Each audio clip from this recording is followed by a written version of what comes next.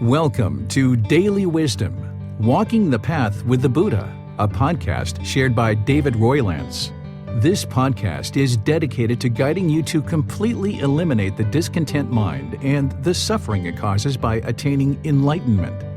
Learn and practice the teachings of Gotama Buddha that will guide you to fully attain a peaceful, calm, serene, and content mind with joy. To support this podcast, visit patreon.com/support Buddha or visit buddhadailywisdom.com, where you will discover a full range of courses, retreats, and online learning resources to assist you on the path to enlightenment. Now, here's our teacher to share more.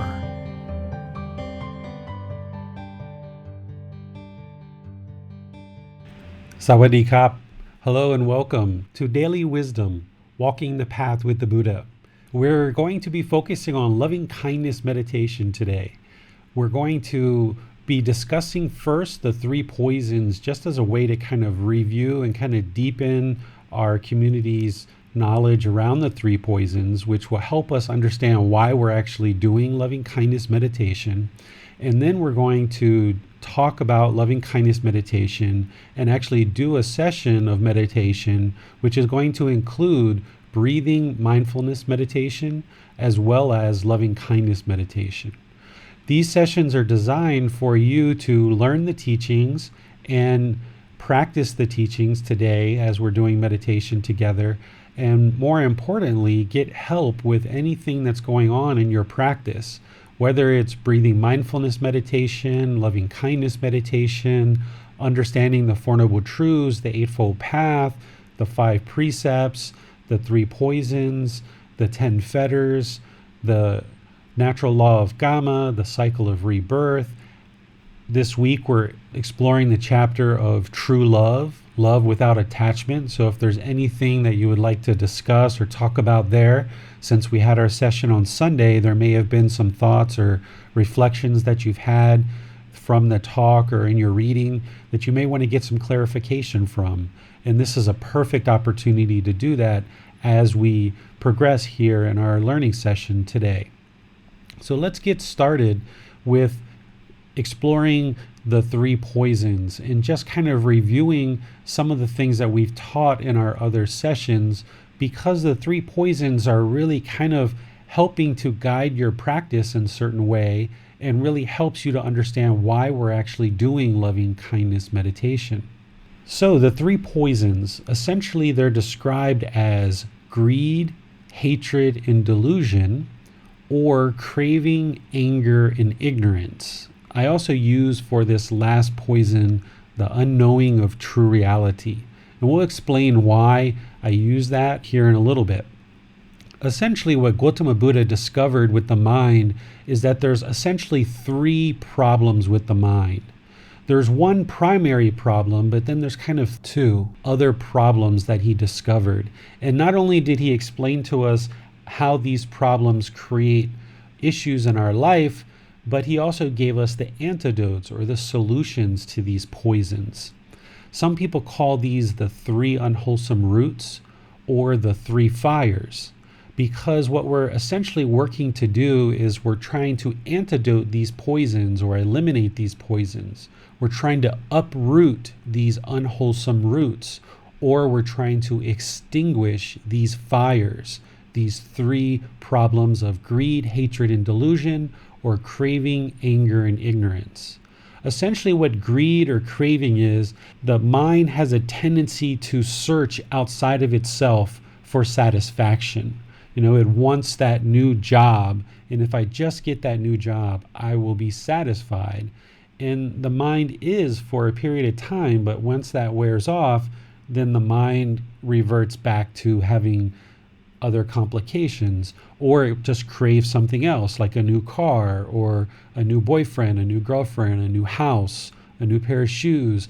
And the mind essentially just has this burning desire, this unquenchable thirst, this craving in order to seek out these objects of our desires and looking for satisfaction, but it really never truly finds it because it's just on to one craving after another.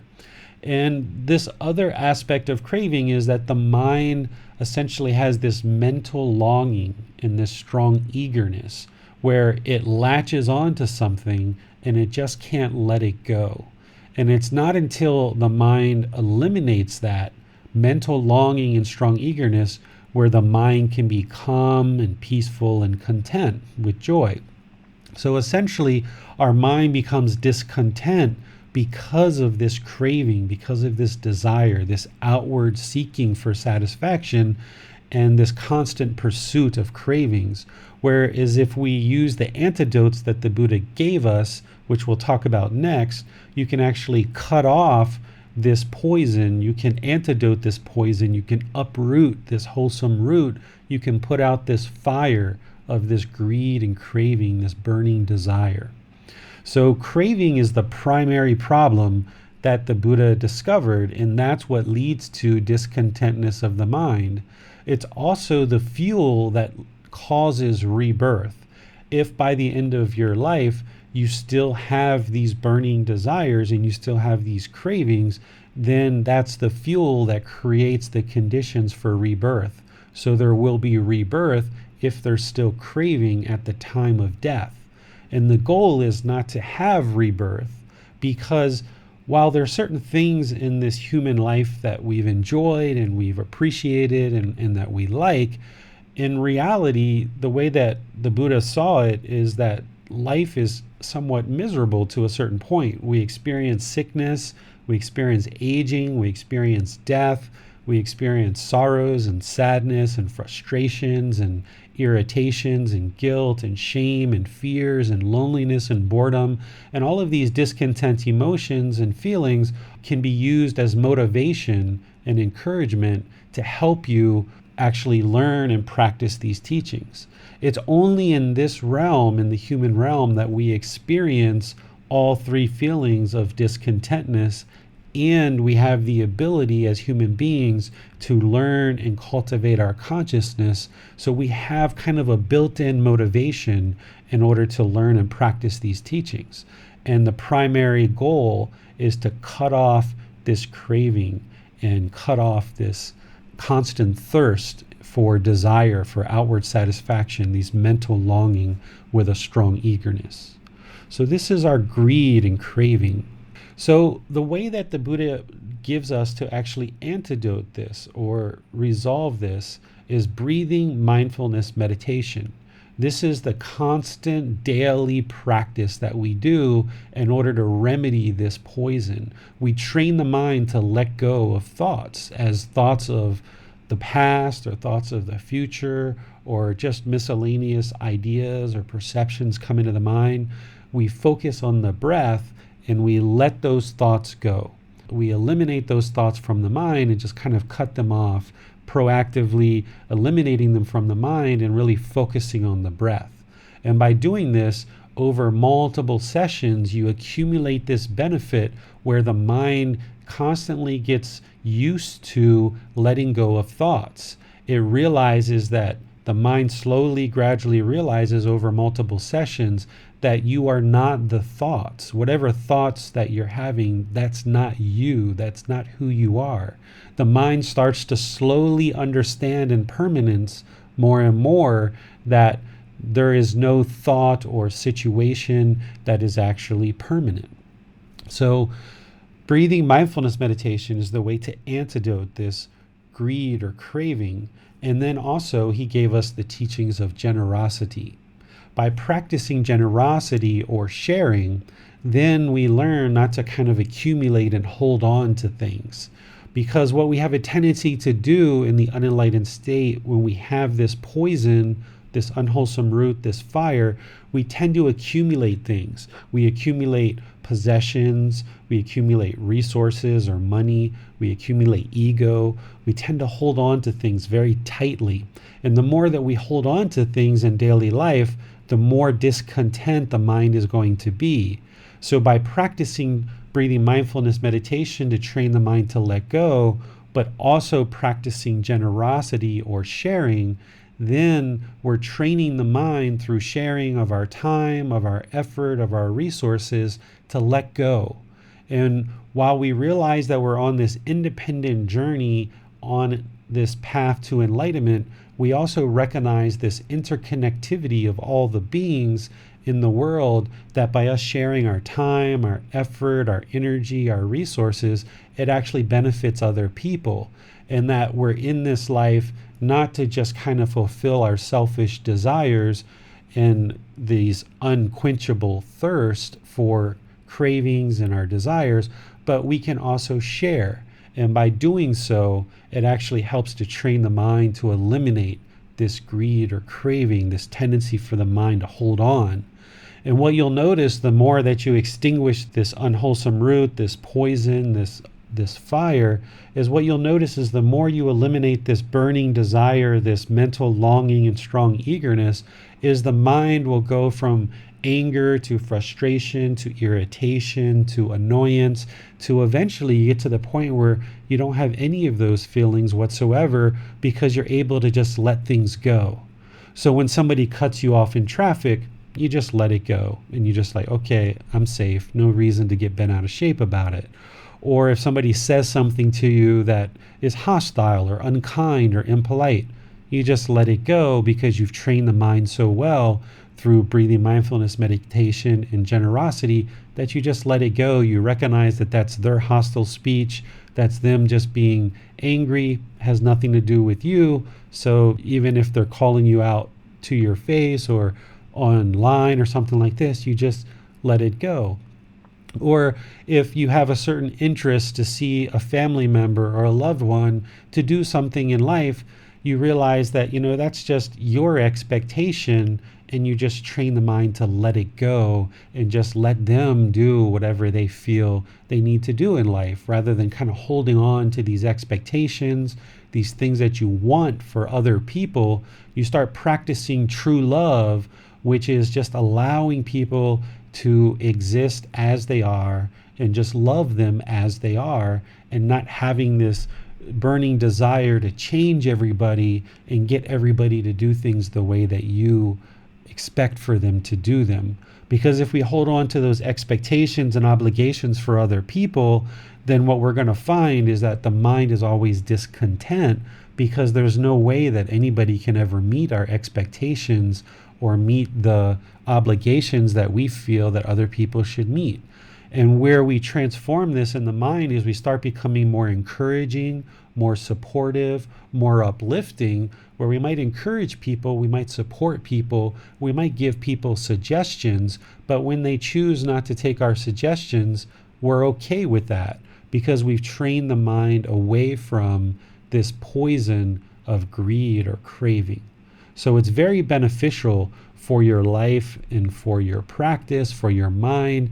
You will see more and more peacefulness, calmness, serenity, and contentedness with joy, because the mind's not holding on so tightly with all these expectations and obligations for yourself or for other people or for various situations.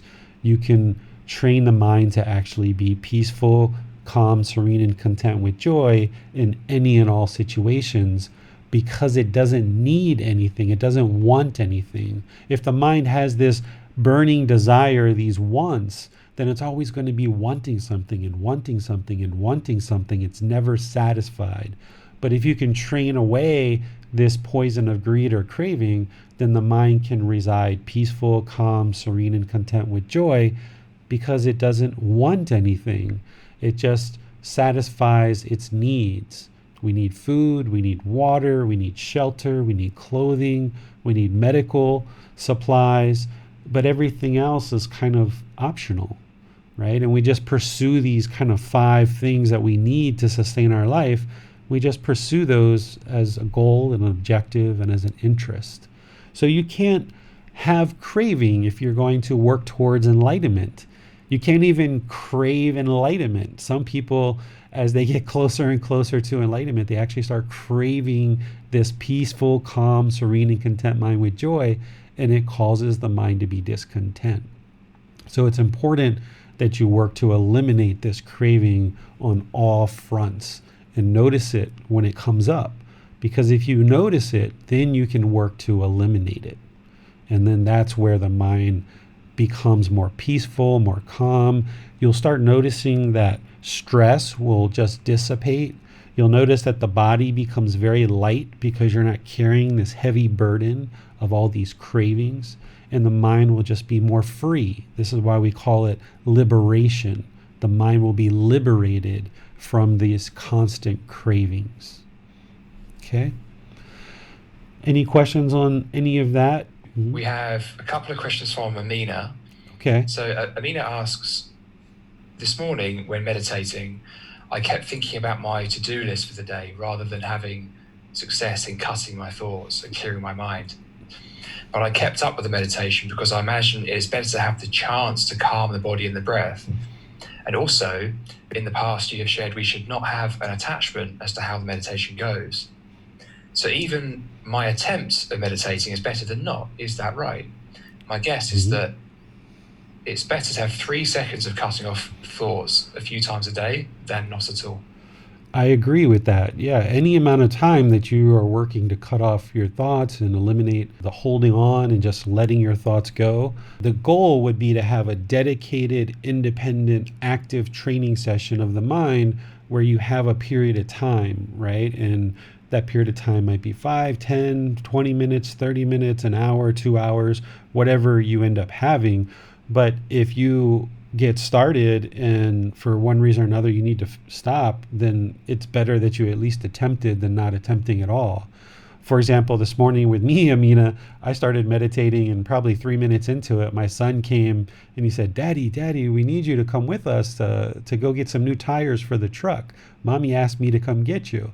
So I went and talked to my wife, and she said, no, I just let our son know to tell you that we're leaving. We don't actually need you to come with us. So after that, I just went back to meditation. So yeah, any amount of time, because the benefits of meditation are cumulative, right? All these benefits of meditating accumulate over multiple sessions. So it's not like there's this one fixed absolute time that if everybody does meditation for 30 minutes a day, they will get enlightened in 1 year, right? It's not a fixed absolute like that.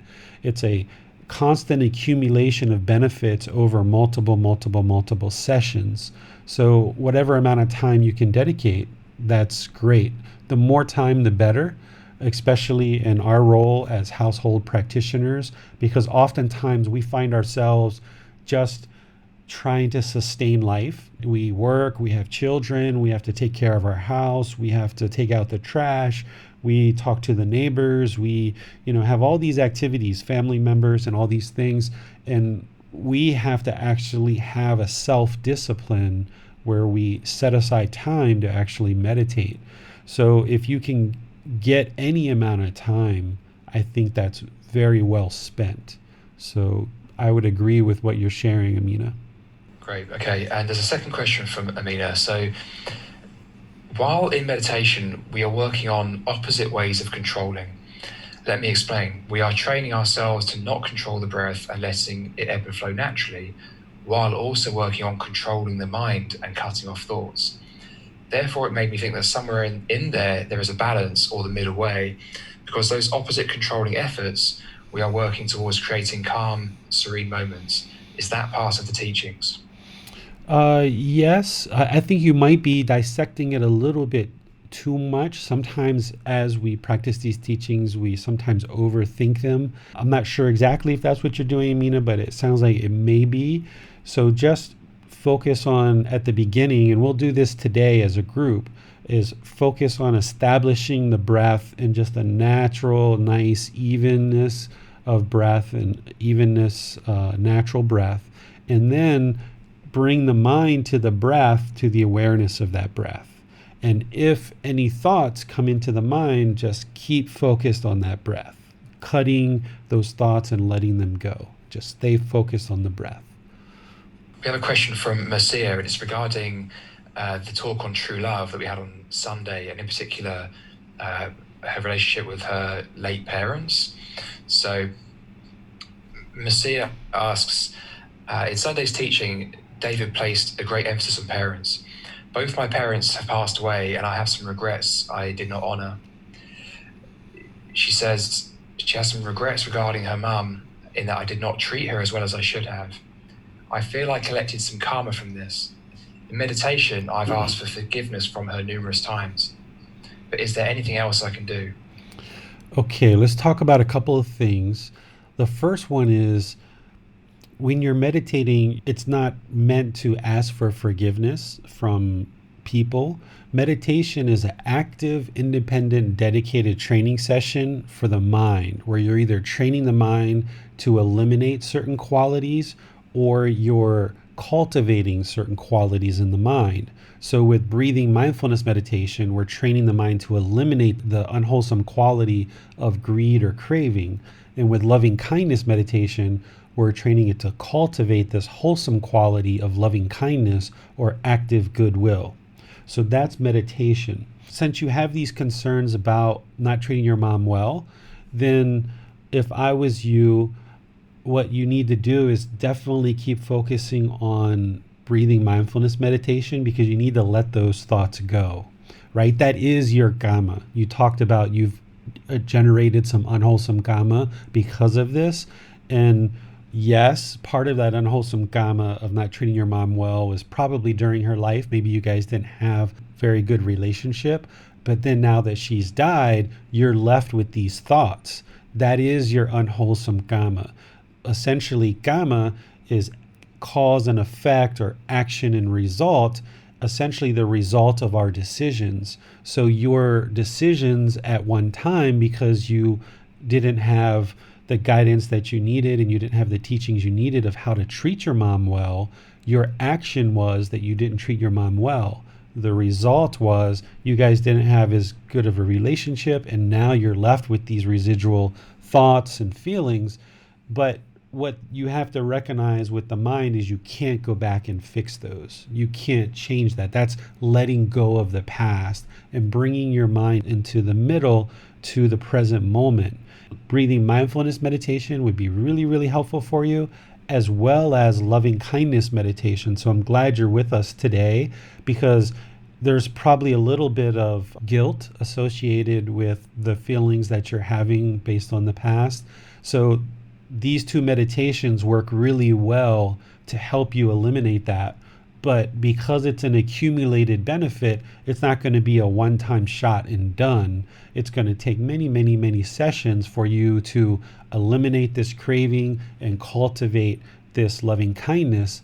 So in your meditation on a daily basis, you should be doing both of these, and make sure you include your mom in the loving kindness meditation, not because you're sending her loving kindness, but because you need to cultivate it for yourself, and you need to let that go and eliminate it. So when we get to loving kindness meditation, I will talk about this, how you can incorporate your mom into it to make sure that you have that for your own personal practice.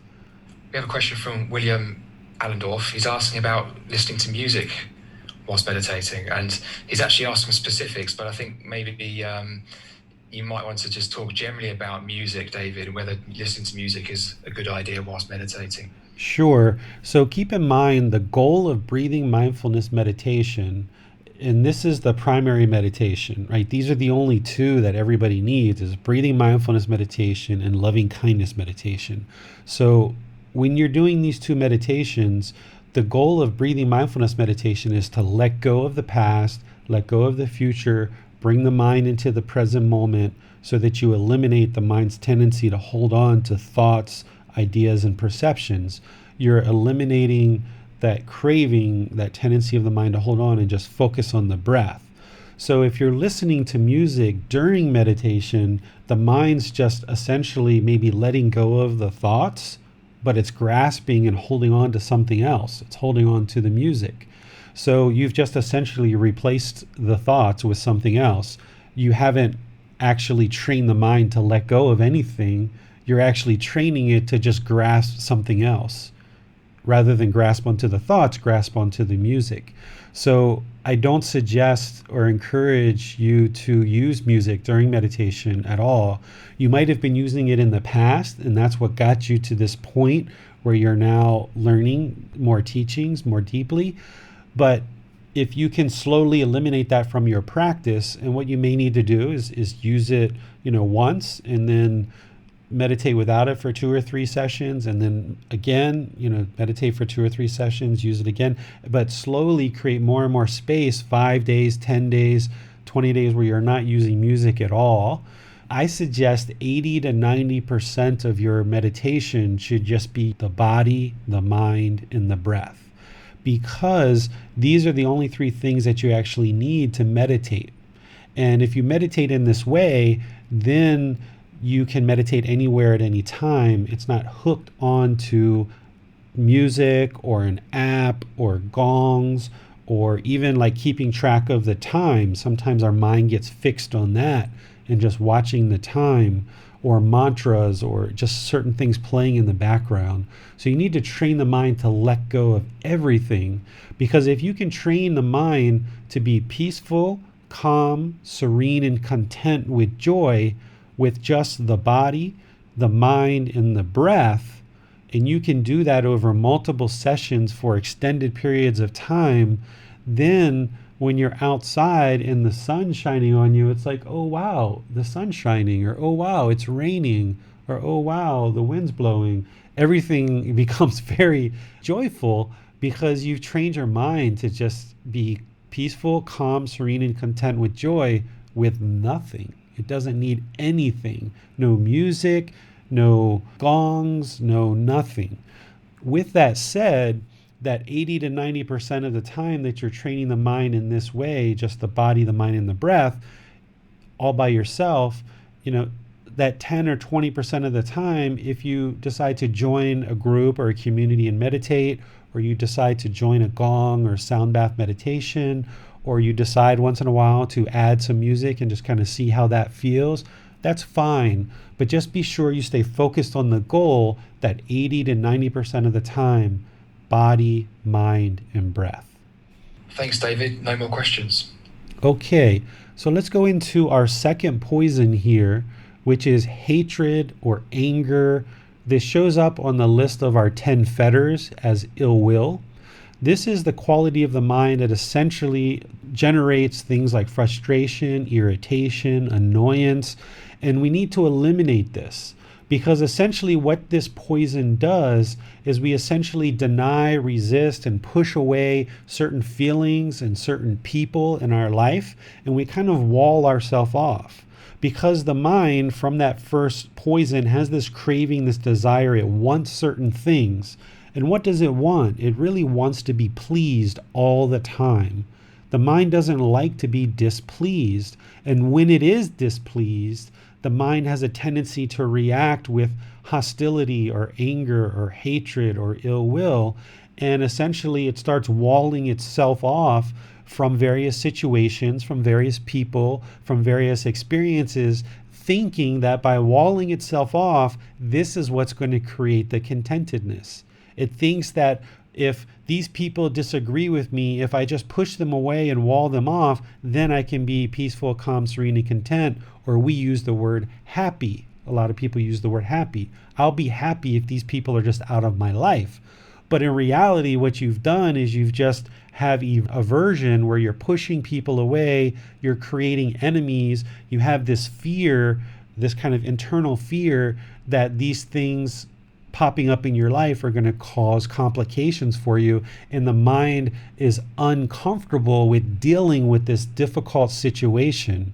It doesn't like these people who, maybe if you're vegetarian, it doesn't like being around people who eat meat, so you kind of push them all away and you don't even want to see anybody eat meat, and you can't stand seeing people eat meat because there's this hatred and anger that arises, and you essentially just push them away. And it's essentially because the mind can't be peaceful, calm, serene, and content with joy in every and all situations. An enlightened mind is going to be peaceful, calm, serene, and content with joy under all situations. And it's not going to see somebody eating meat as, oh, I got to hate these people because they eat meat and I don't. Or in a situation where you see somebody talking maybe a little bit rudely or unprofessional, you may decide like, oh, I don't like this guy. He's always talking unprofessional. I don't want to be around him, right? And we essentially wall people off, and it creates kind of enemies in our life. It creates conflict, and we can't find ways to just peacefully coexist with all beings because of this poison of hatred or anger, this ill will, this frustration and irritation and annoyance. But if we eliminate this craving and always expecting things to be our way, then this poison of hatred and anger becomes less and less and less. So here, to remedy this poison or uproot this unwholesome root or extinguish this fire, what we do is we practice loving kindness meditation. And that's what we're going to do today. And this is why we actually practice breathing mindfulness meditation and loving kindness meditation together a lot of times, because we first need to kind of bring the mind to the breath, be focused and centered on the breath, cutting off this craving, this greed, this mind's tendency to hold on. And then we need to cultivate this active goodwill, this loving kindness, this active goodwill towards all beings, where we have a genuine interest in seeing all beings be well. Not just the people that we agree with, not just our friends, not just the people that we like, but all beings, everybody, not just humans, but also animals as well. So loving kindness meditation is the way that we cultivate this quality in the mind to reduce and ultimately eliminate this poison. And then, just like with craving, we practice generosity in daily life of sharing. With hatred and anger, we practice loving kindness in daily life. As a meditation, we practice loving kindness meditation to cultivate this active goodwill, this genuine interest in seeing other people be well. But we don't just do it in meditation, because that's not, an enlightened being is not going to just be peaceful, calm, serene, and content with joy in meditation. An enlightened being isn't going to just have loving kindness during meditation. It's going to take that cultivated mind state, that cultivated mental state, and carry it with you in daily life. So now you practice active goodwill towards all beings in daily life. And that shows up in lots of different ways. When you see various people, you might smile, you might be polite, you might talk friendly. When you see people being hostile, you don't get frustrated or angry with them. You just recognize that that's their practice. You can be a genuinely peaceful, calm, serene, and content with joy in any and all situations, because this anger isn't arising. This frustration isn't arising.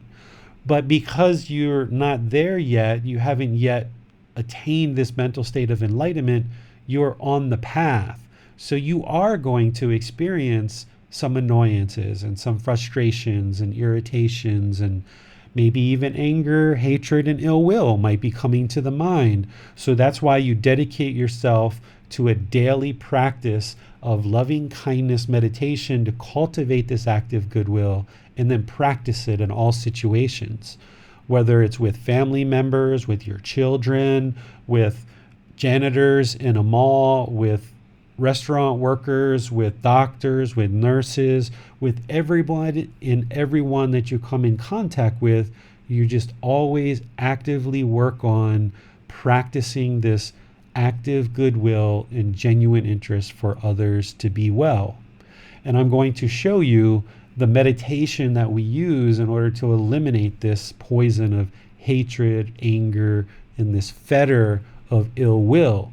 Because in order to attain the second stage of enlightenment, you need to actually kind of start to reduce this poison, this fetter of ill will. And to attain the third stage of enlightenment, you need to actually eliminate it entirely. So in the first stage of enlightenment, there's still going to be some anger, some hatred, a little bit of ill will. The second stage of enlightenment, you're going to thin it out. It's not going to be very prominent. It just kind of arises every once in a while. And then by the time you get to the third stage of enlightenment, you've completely eliminated this fetter along with the other lower fetters to attain the third stage of enlightenment. And then by the time you get to the fourth stage of enlightenment, you've already eliminated the 5 lower fetters and you're just working on the upper 5 fetters. So this particular poison is really important to address, get a handle on by being less angered, less hatred, less ill will, less hostility, by not walling people off in your life.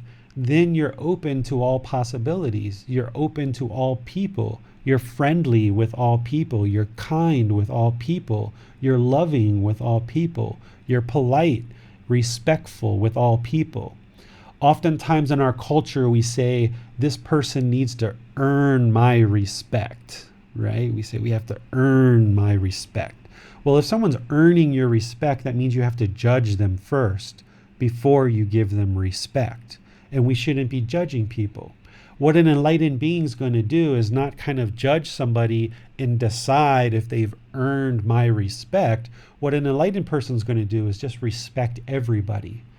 Just respect everybody with friendliness, with politeness, with kindness, right? That's what an enlightened person is going to do. They're not going to hold on to their respect and only give it out to the people who they deem worthy of this respect. In fact, an enlightened person is not going to hold on to anything. They're just going to give it away.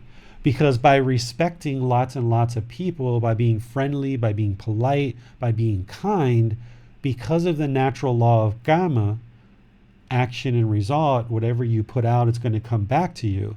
So if you're being polite and friendly and kind and peaceful and respectful to everybody around you, what you're going to notice is more and more of that's going to come back to you. You don't do these things because you're expecting it to come back. You do these things because they're right and they're wholesome and they're good, they're well-intentioned. But what you're going to notice is by the more that you do this, it's going to come back to you. Sure, there's people that disrespect enlightened people. Sure, there's people that talk hostile to enlightened people. Sure, there's people that are aggressive to enlightened people, but that's them, that's their practice. Nobody knows who's enlightened until you learn more and more about enlightenment and you can actually identify who's enlightened and who's not. People don't go around and just, oh, he's enlightened, he's got a badge, let me respect him. Even enlightened people, they're going to have people that disrespect them, but that's just because that person has these 3 poisons still in the mind.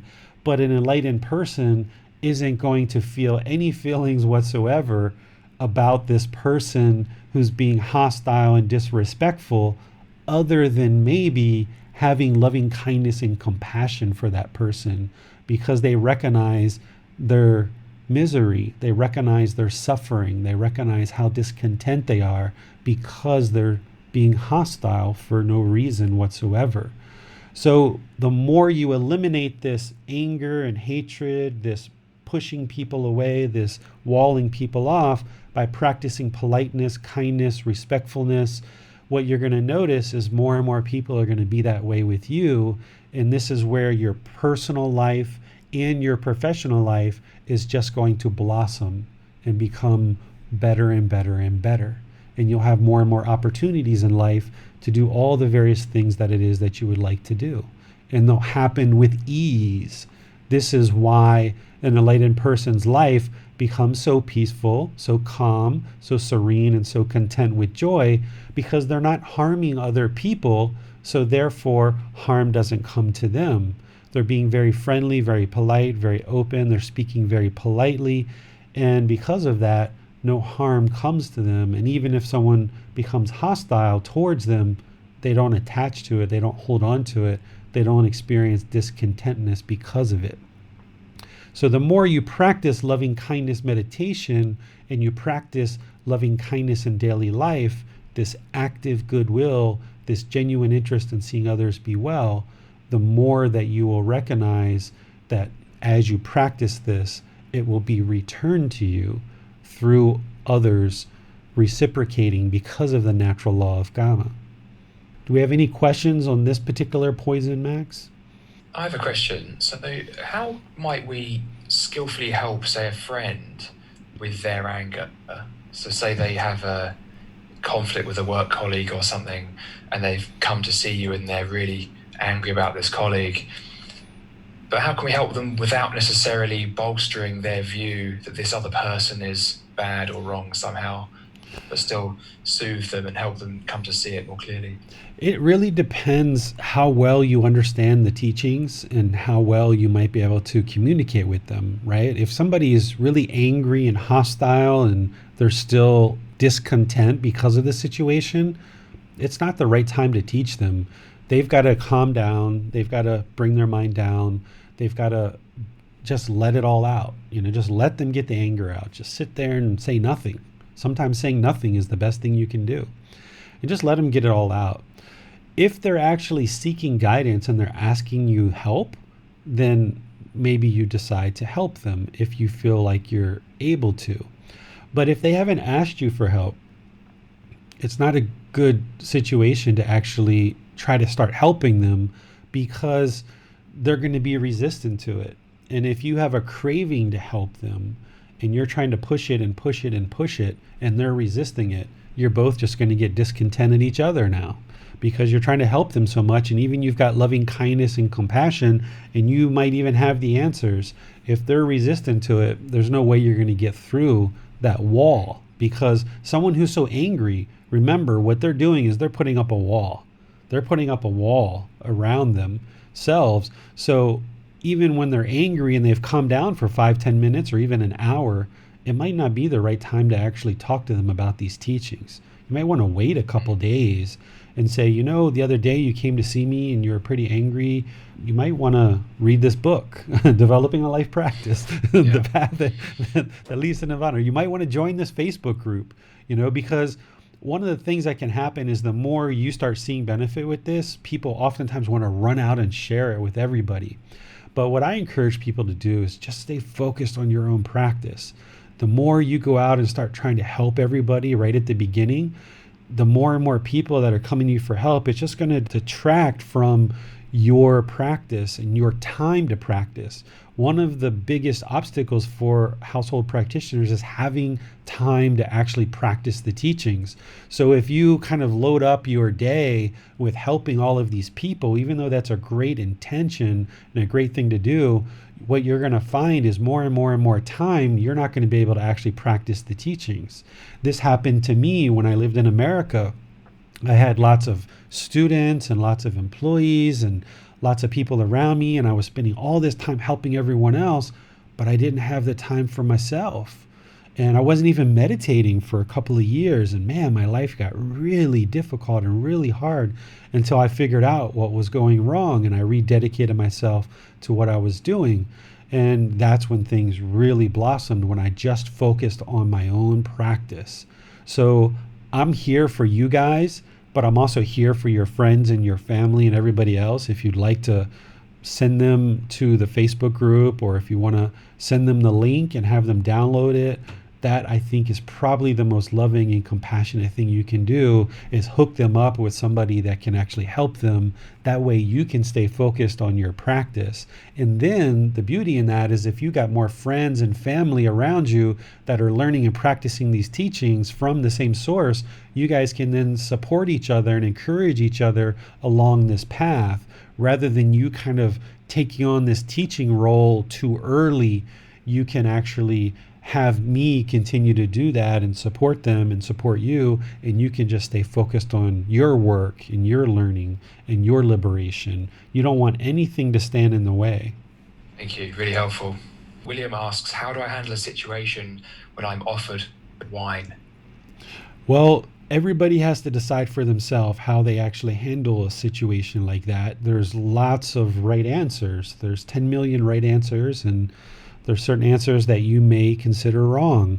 If you're on this path to enlightenment, what you're doing is you've made a conscious decision that I'm going to train my mind to be enlightened. And what enlightenment is it's a peaceful, calm, serene, and content mind with joy, where you've purified the mind of these three poisons. You've eliminated these three poisons. And an enlightened mind is going to experience focus, clarity of mind, concentration, and an increased ability to memorize things. It has deep memorization.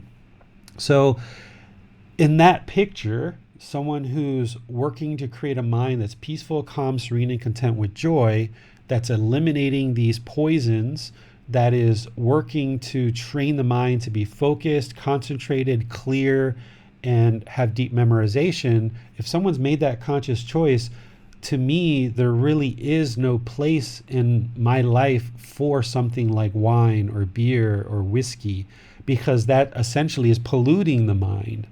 I started viewing alcohol as poison. And at one time, yes, I drank alcohol. I drank plenty of it and I experienced that.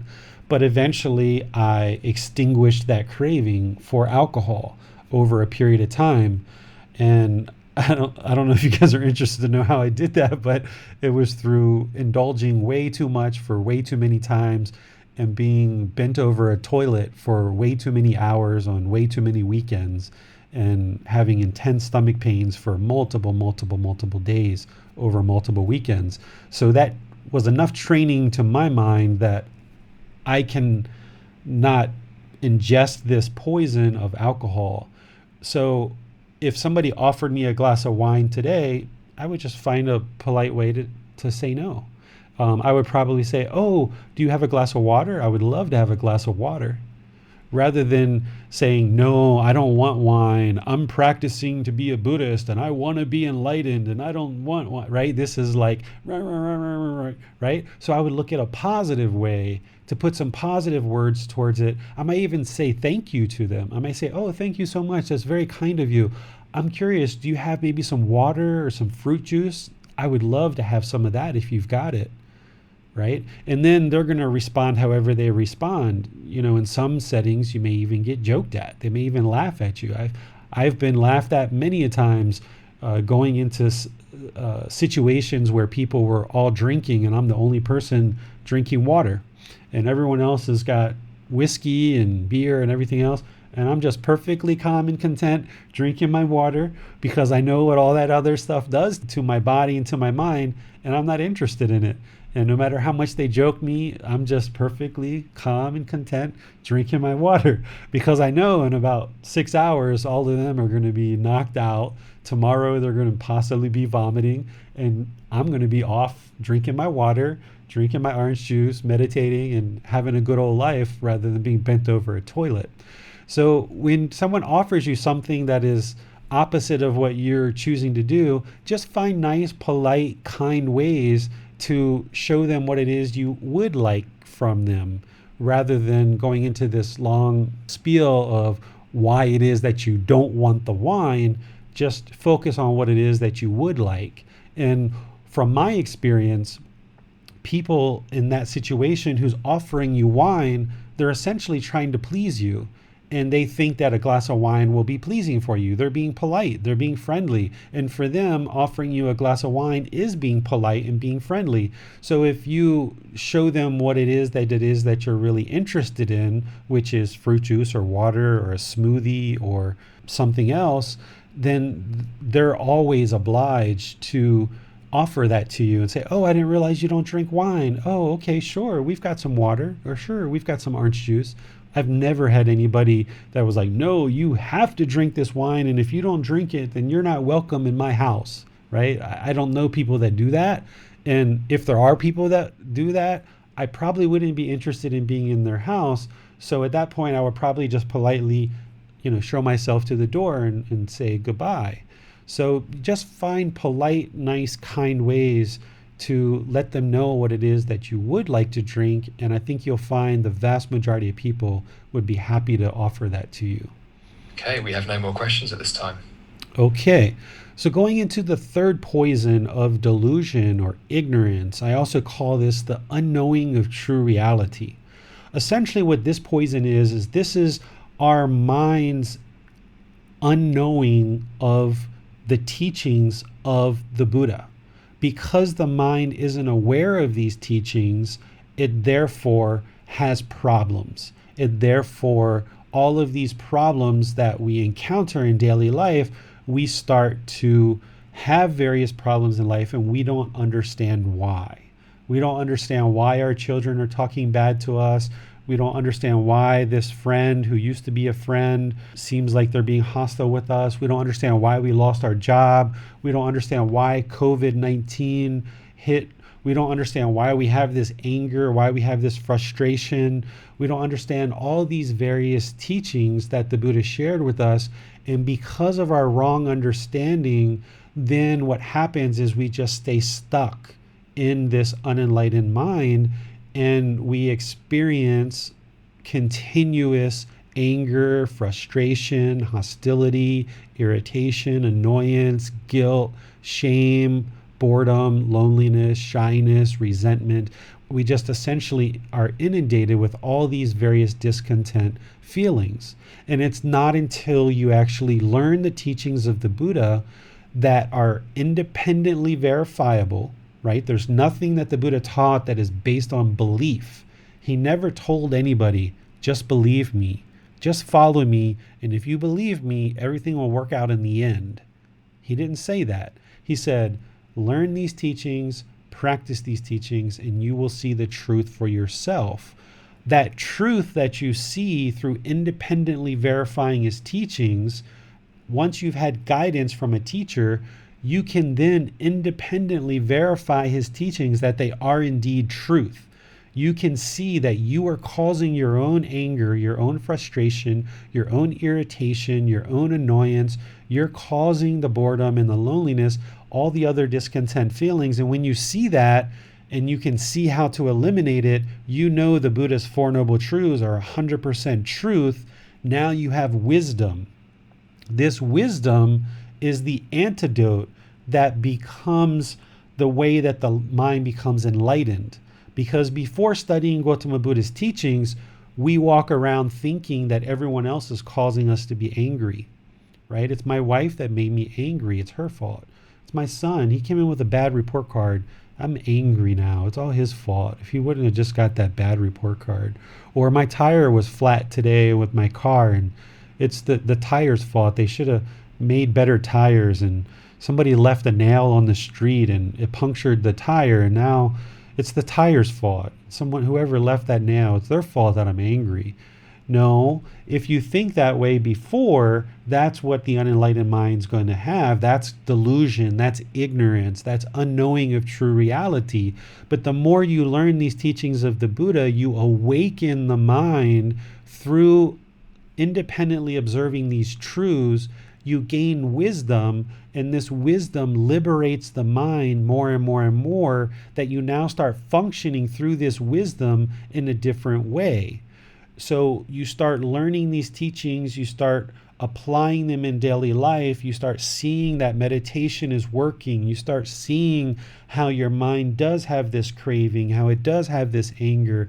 You see how these teachings start working to eliminate this stuff, and the mind becomes more and more peaceful. And now the mind is awakening with this wisdom that you're learning in the teachings, and gradually the mind becomes more and more enlightened, or more and more awake.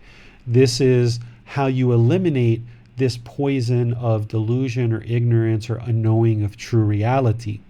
I prefer to call this the unknowing of true reality, because an enlightened being isn't going to refer to somebody as ignorant. We use that kind of in a derogatory way, but I use this word delusion or ignorance because that's what you're going to see in other people. If you happen to pick up a book or you talk with other practitioners about these teachings, they'll tend to use this word delusion or ignorance, but I use the word unknowing of true reality, because the mind is essentially unaware. It's unknowing of these good, wholesome teachings of the Four Noble Truths, the Eightfold Path, the 5 precepts. It doesn't even know that there is such a thing as 3 poisons. It doesn't know, it's not aware of this natural law of karma, and that how the natural law of karma works. It's not aware of how to practice true love. It thinks that love is actually craving and showing how much I want to be with you so much, and I just need to have you in my life, and if you're not in my life, I'm going to fall apart and my life's going to become horrible. I just want you in my life so badly. That's craving, that's desire, that's attachment. that's not true love. So the mind is affected and afflicted with this poison of delusion or ignorance or unknowing of true reality on so many different topics that it stays in this unenlightened state, and it can't realize this natural existence of the enlightened mind. And that's why we keep having all these complications in life, where we just keep being angry and sad and frustrated and bored and lonely. And these feelings just keep repeating themselves over and over and over, and we just can't figure out why. And it's because we haven't learned these teachings to acquire wisdom.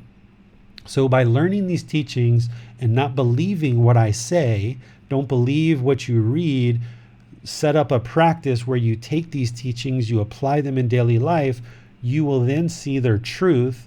That will become wisdom, and now the mind will function more and more peacefully and become more enlightened, because you're now know that things like drinking alcohol leads to bad things, and you'll make a choice with this new wisdom that I'm not going to drink alcohol.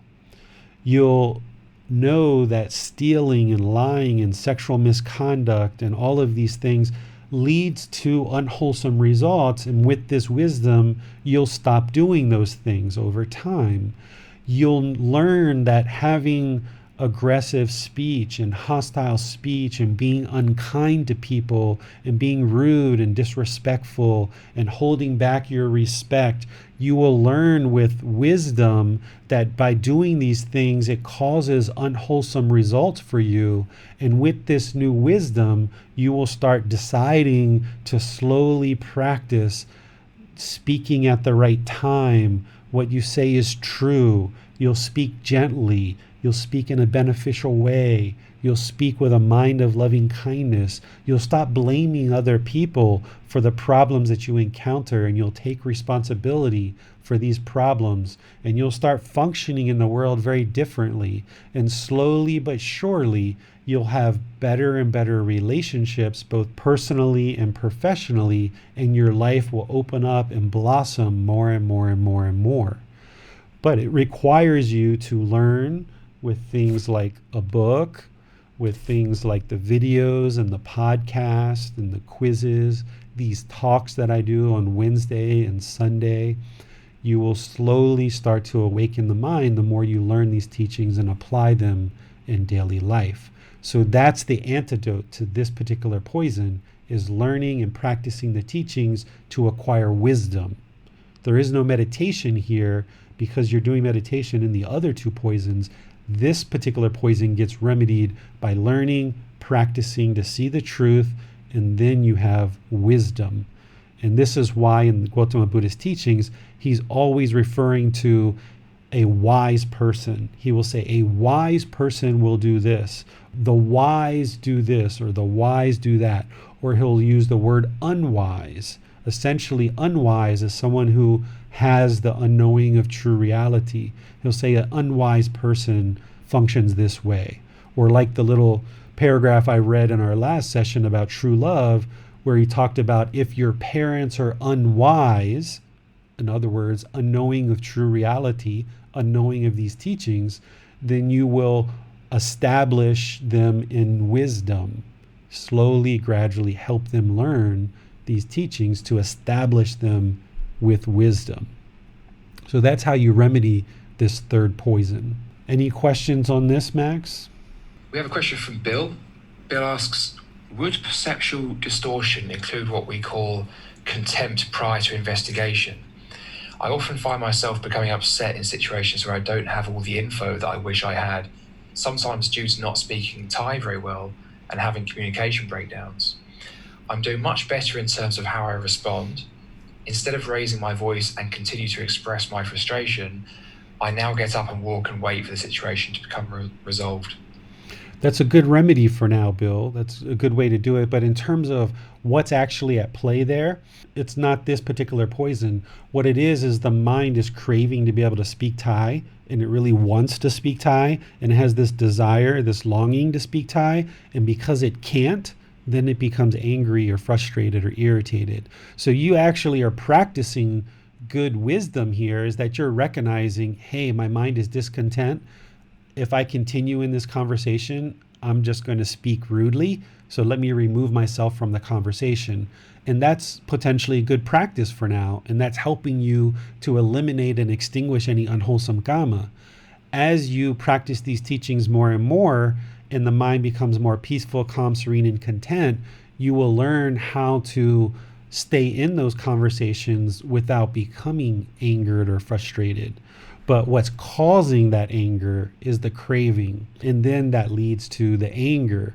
But because you have wisdom, because you have more wisdom now, you've been studying for a few months, you are recognizing this isn't good. It's going to create unwholesome karma. Let me stand up and walk away from the conversation. And that's one of those 10 million right answers that I talk about, that in any given situation, there's always 10 million right answers. And you found the particular right answer on that particular day. For you is to get up and walk away. And that's great for you. But what you'll notice is more and more you'll be able to actually stay in those conversations. Yeah, Bill actually just added some more details around an example, and essentially Bill was at a hospital recently and had to pick up some medication, and they changed the system without informing him or making it obvious that they changed it, and so he ended up having to wait longer. So it sounds like, Bill, what you're saying is that the mind was discontent because it was contempt prior to investigation, but because there was an assumption that something else was going on, when in actual fact it was that they just changed the system. So what this is the mind craving permanence, right? Essentially what the Buddha discovered is the mind doesn't like impermanence. So Bill kind of showed up, and his mind was expecting, a certain thing, and that didn't happen. And when everything changed, that's when the mind became discontent. So that's a confirmation of the second noble truth, is that the mind's craving permanence. And then at some point, Bill decided to let that go. He eliminated that, and he just accepted. He's like, you know what? It's impermanent.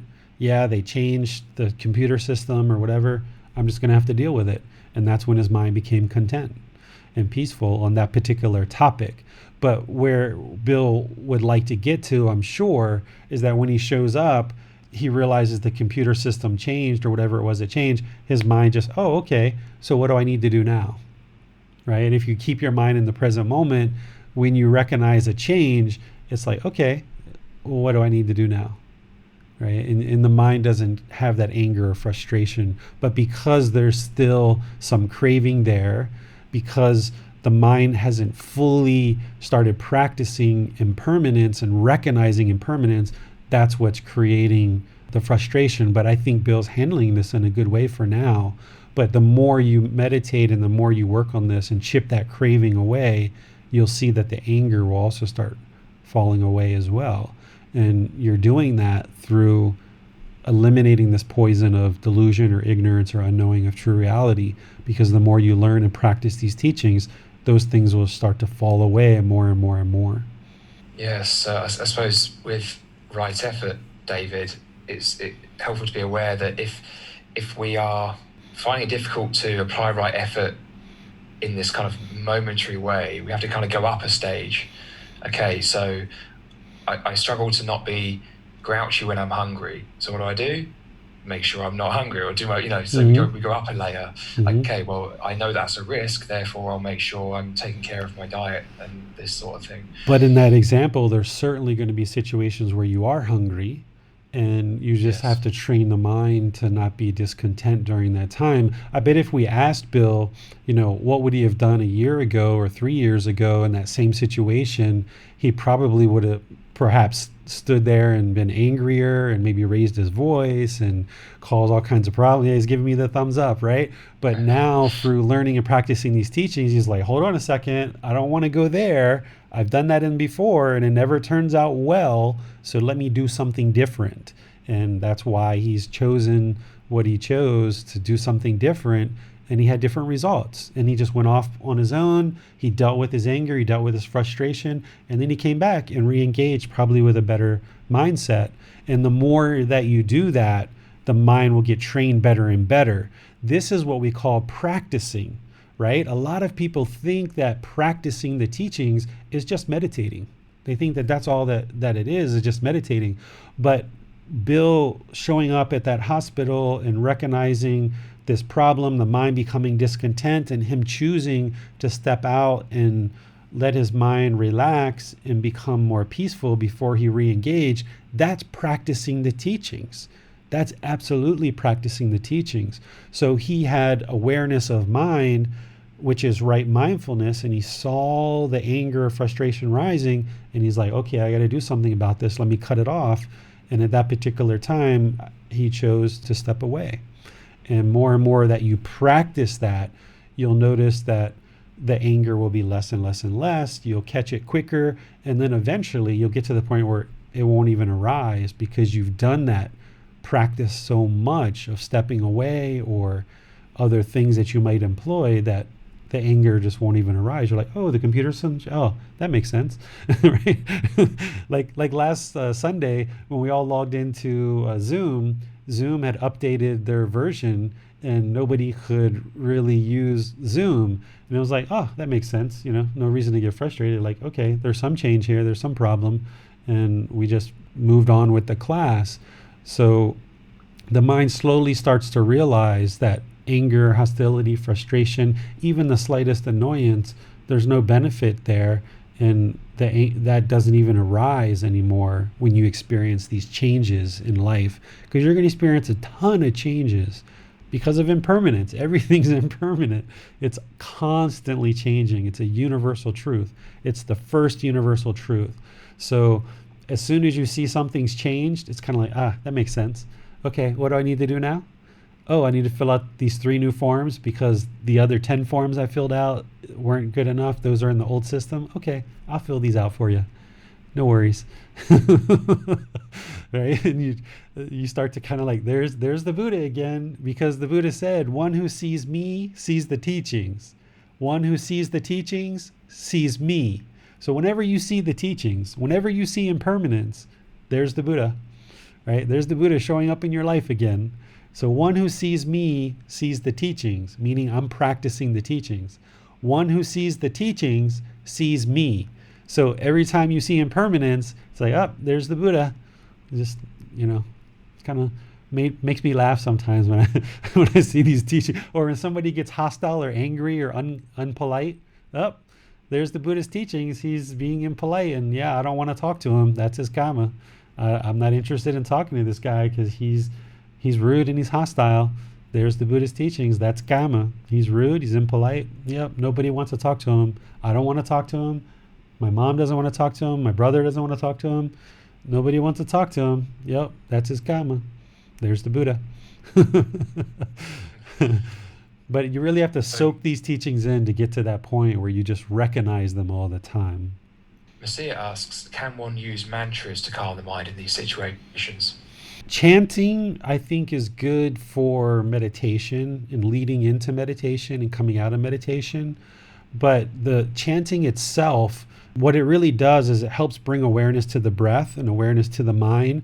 It helps to create a better memory so that you can actually remember, and you cultivate better memory and better concentration. But the words themselves, there is no special powers behind the actual mantra itself. So in a situation where like Bill was at the hospital, he's not going to break out into a mantra in order to train his mind. So the chanting or the mantras are used offline in order to train the mind in those situations. But the words themselves don't have any real special powers. It's just helping you to train the mind during those active, dedicated training sessions. I have a question about these, the 3 poisons. So the 3 poisons are the source of all our unwholesome karma. Now, if we go outside, say, and we step on an insect deliberately, then that would be unwholesome karma. But say we do it by accident. Let me explain it to you here of why this, okay? So Max is 100% correct.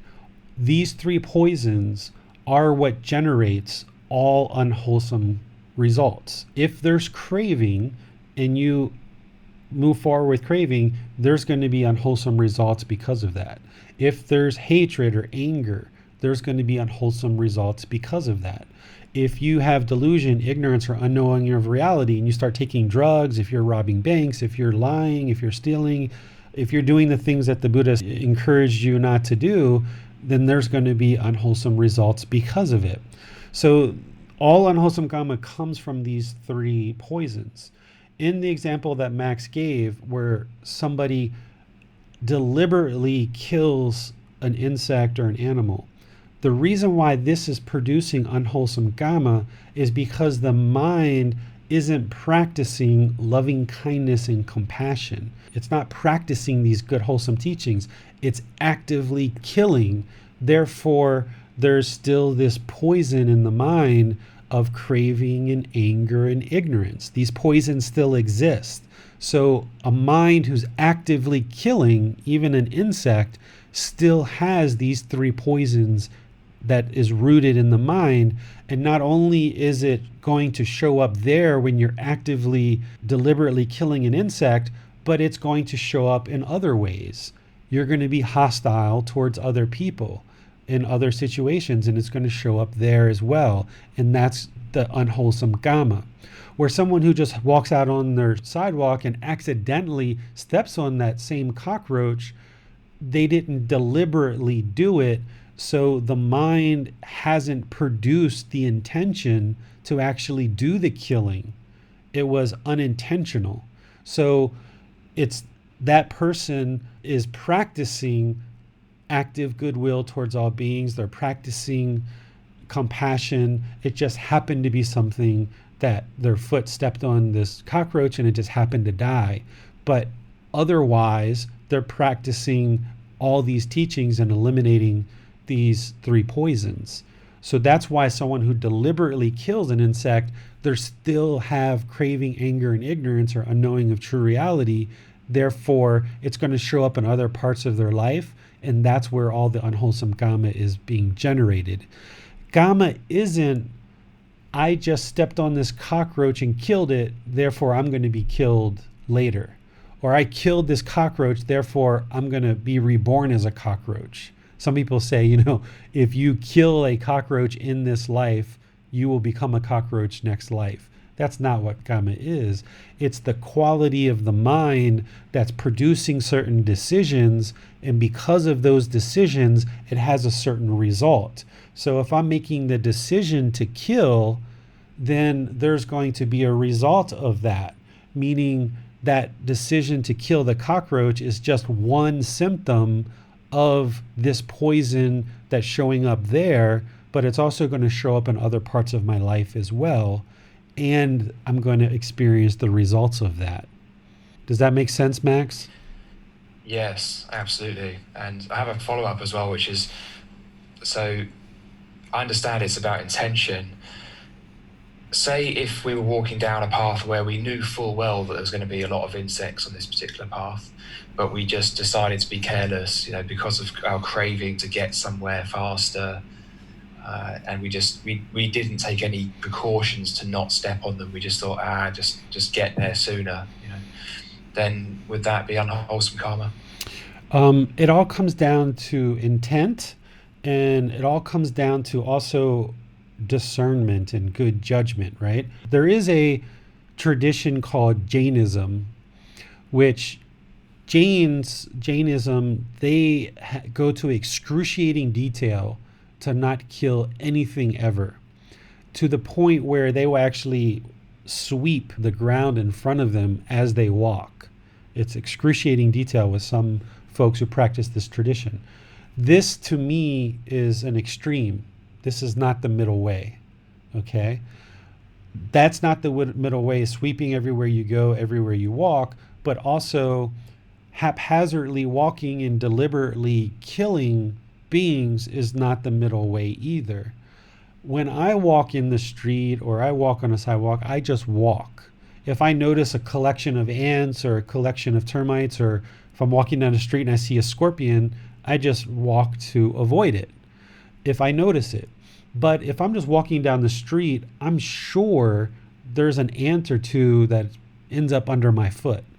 And that is the karma of that ant.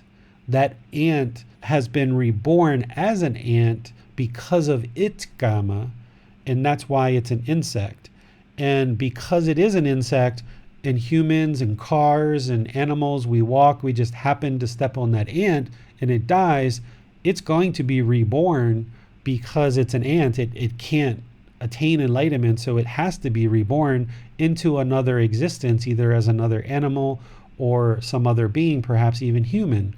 So you can't go around with excruciating detail trying to avoid every little tiny insect, but you can't haphazardly walk around without awareness and just deliberately kill animals either. So when I walk down the street, I just walk down the street, and yes, I know that there's some ant somewhere, but that's its gamma, and I can't practice to the point of sweeping everywhere I go before I show up.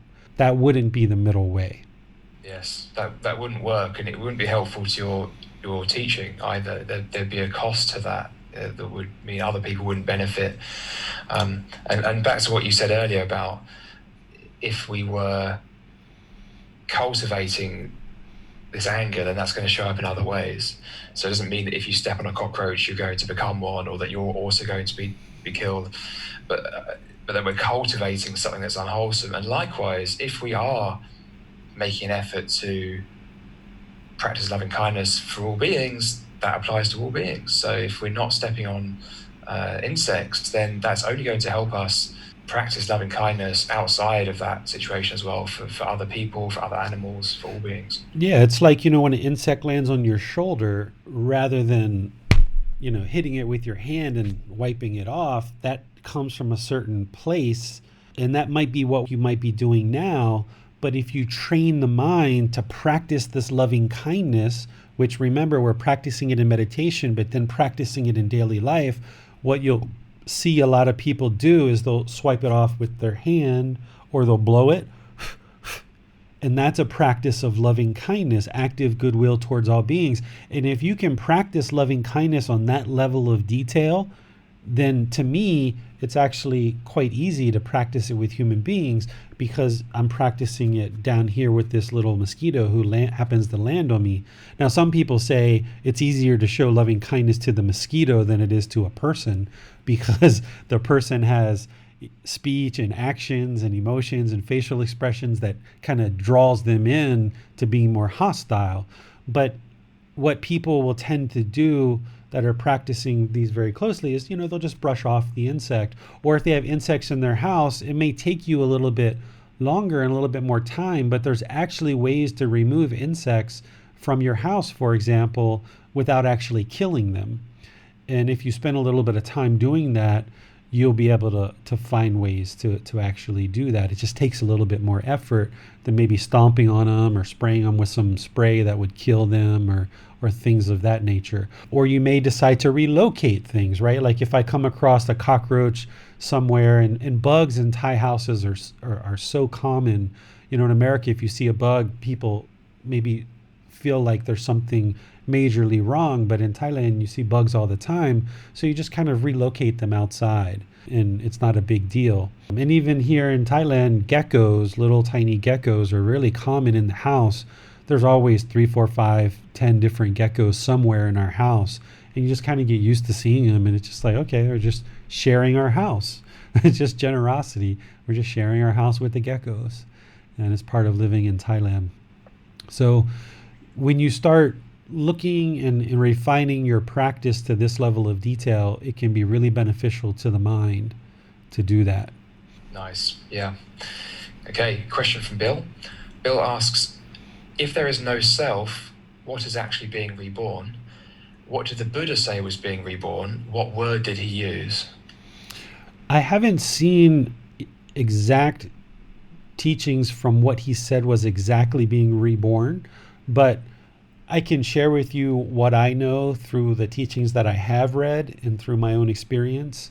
We call it rebirth, but I feel that this word almost isn't really 100% correct, because if it's a rebirth, it means there's something that's being reborn.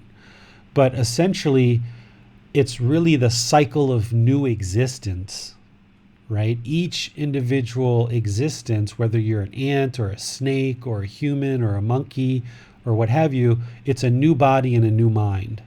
It's completely new. There's some residual memories that tend to come over from our various births. So there's humans that have observed their past lives. Not everybody that attains enlightenment has that experience, but a lot of people do. And if you observe those past lives, then you know for sure that this cycle of rebirth is real. But those are just residual memories. This consciousness or this mind, this physical body, it's completely new every single time. So it's more, in my mind, best to refer to this as the cycle of new existence, because there is nothing that's actually physically being reborn. Yeah, thanks, David. We have no more questions. Okay. Greed craving is antidoted with breathing mindfulness meditation and a daily practice of generosity. Hatred, anger, ill will is antidoted with loving kindness meditation and a daily practice of loving kindness. And then delusion or ignorance or unknowing of true reality is antidoted by learning and practicing the teachings of Gotama Buddha in order to acquire wisdom. Okay, so those are the antidotes. Those are the ways to uproot these unwholesome roots. This is the way to extinguish the fire of these three fires.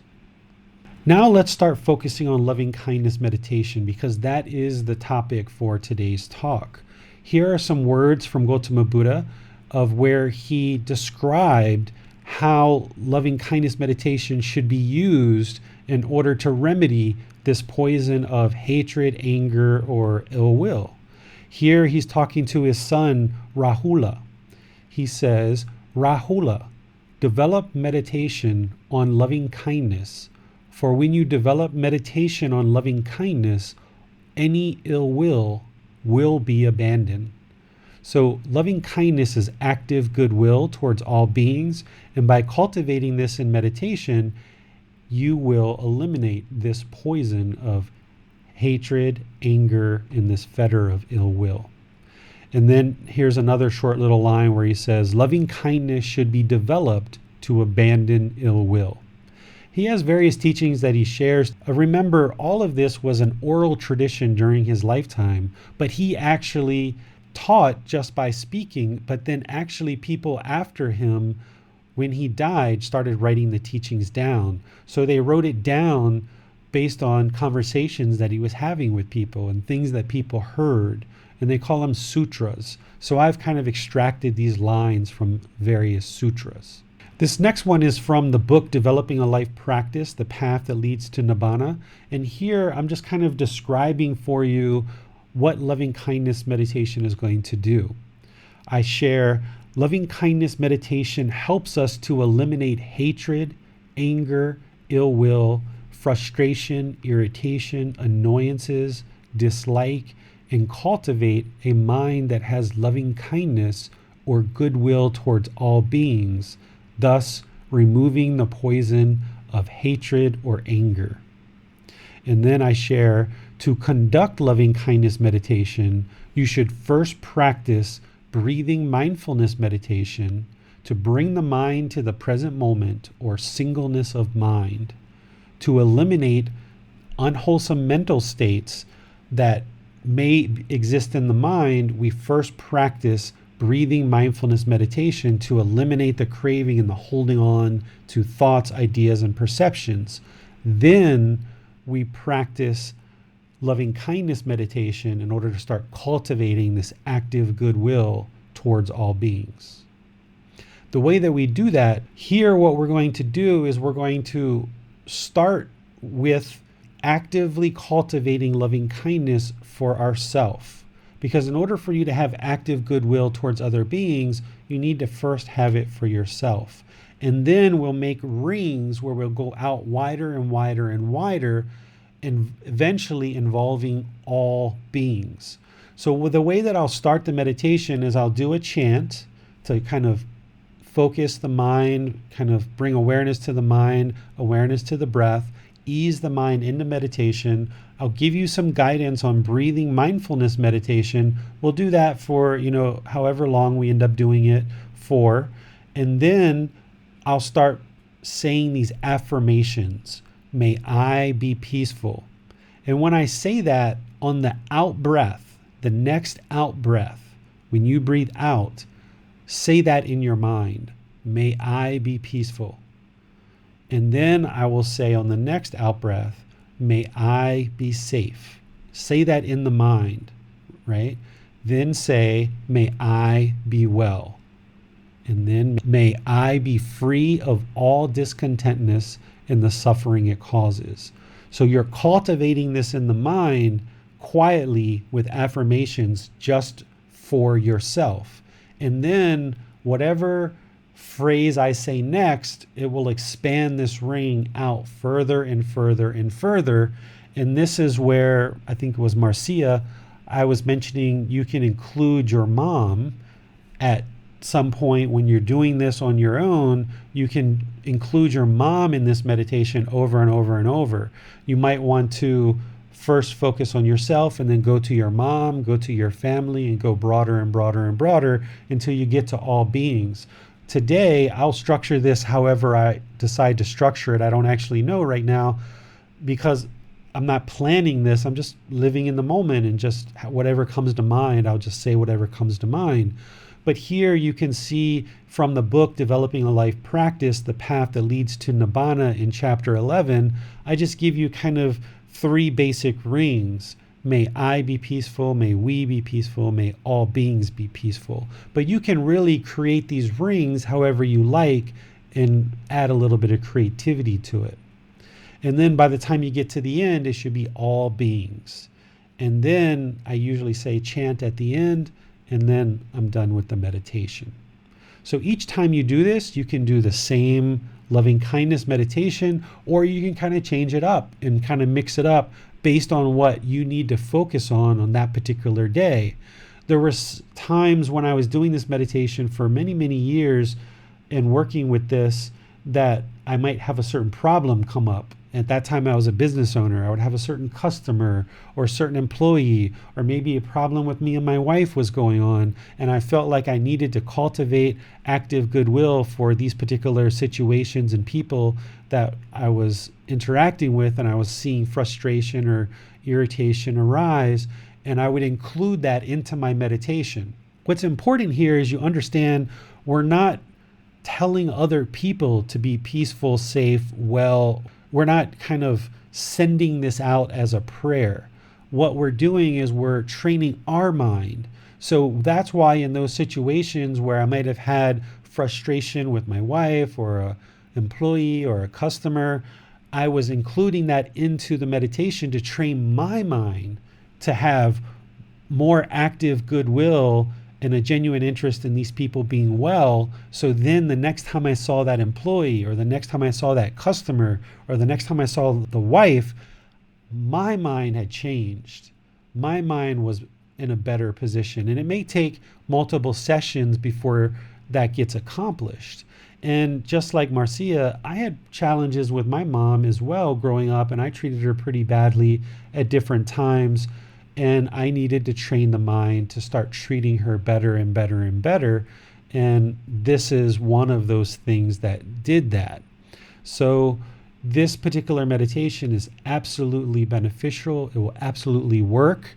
When you're doing this on your own, you're not going to say this out loud. The only reason why I'm saying it out loud during our session is because I'm guiding you and helping you to see how to do this meditation.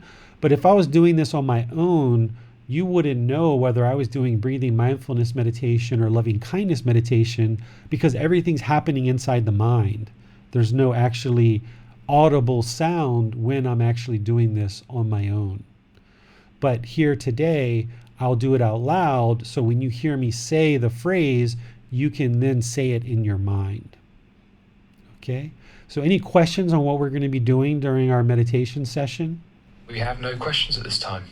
Okay, so I would like to invite you, wherever you are, to just take a seat or stand or lay, whatever position you'd like to take for meditation. Oftentimes it's sitting. If you need to sit on the floor, you might cross your legs or get some other comfortable position. You don't want your legs to be real tight. You want them to be fairly loose so the circulation can flow. If you feel any pain in the body during meditation, just change the position. There's no need to struggle through the pain because all the mind's going to feel is pain. It's going to experience pain. And what we're trying to do is actively train it to eliminate craving or cultivate loving kindness. So if you feel pain, change your body position.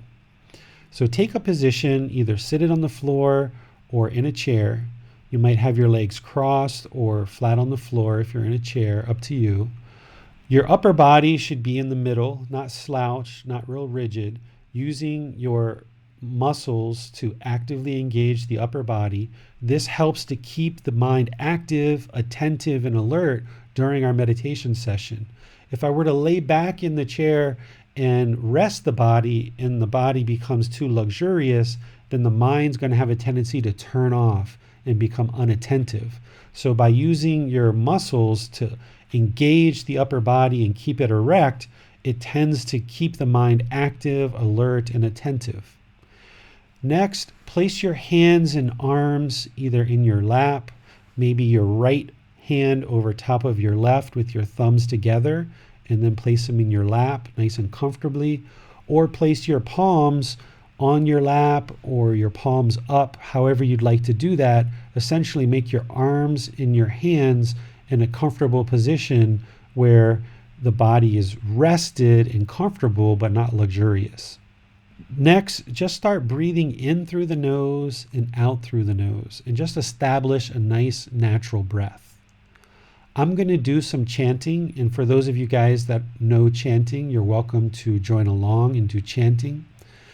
After the chanting, I will be back with you to provide you some guidance on breathing mindfulness meditation and then loving kindness meditation. So either chant along with me or just focus on breathing in through the nose and out through the nose, creating a nice natural breath, and then I'll be with you for some guidance.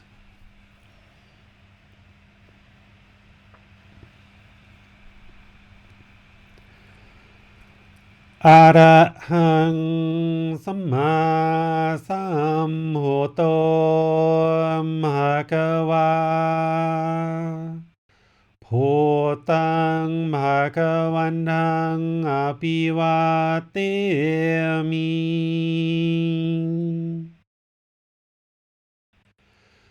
Savakato Bhagavata Tammo Tamang Namasami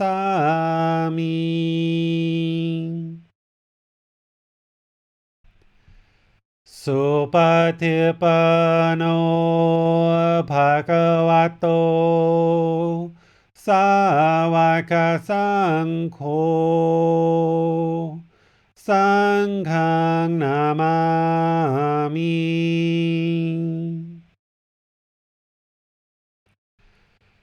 Namo Tassa Bhagavato Arahato Samma Sambuddhassa Namo Tassa Bhagavato Arahato Samma Sambuddhassa Namo Tassa Bhagavato Arahato Samma Sambuddhassa Iti piso Bhagava Arahang Samma Sambuddho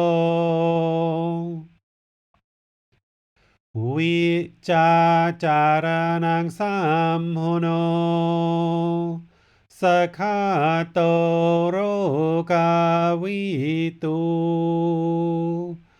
Anutero purisa tamasati satatawa manusanang bhuto bhagavati.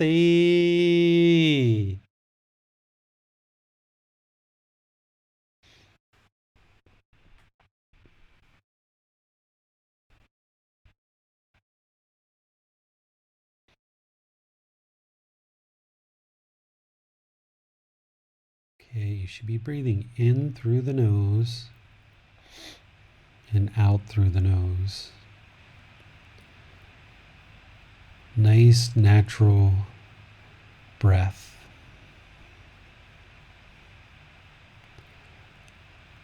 As you're breathing in through the nose and out through the nose, focus the mind on the breath. Bring the mind to the breath. The breath is the present moment. Fixate the mind on the sound of the breath or the sensation of the air entering the nose. Just bring the awareness to the breath.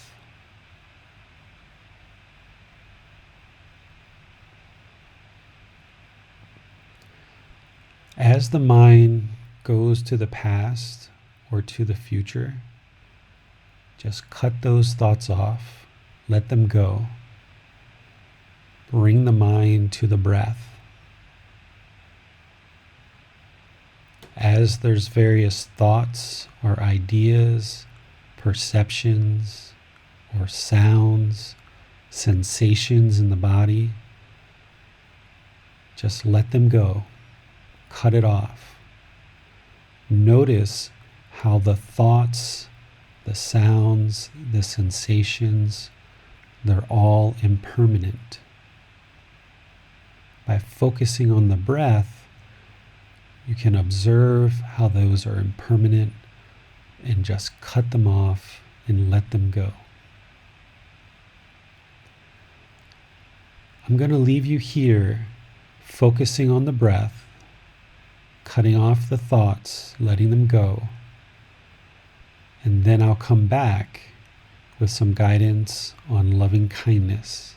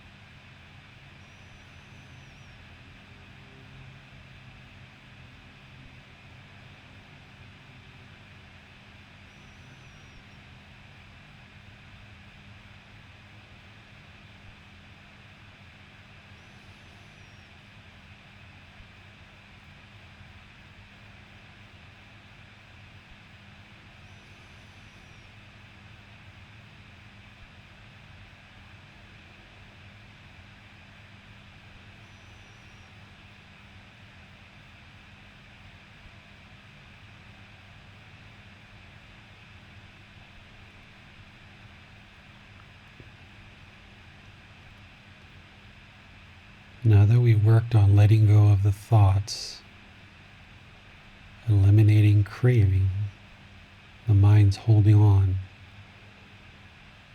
working to singleness of mind, emptying the mind. Let's cultivate loving kindness, active goodwill towards all beings. Continuing to focus on the breath, natural in and out.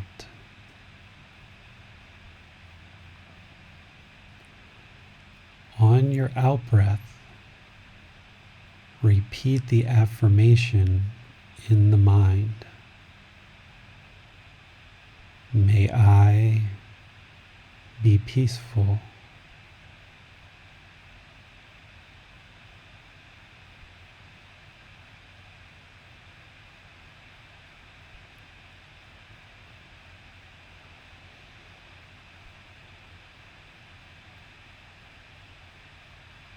May I be safe.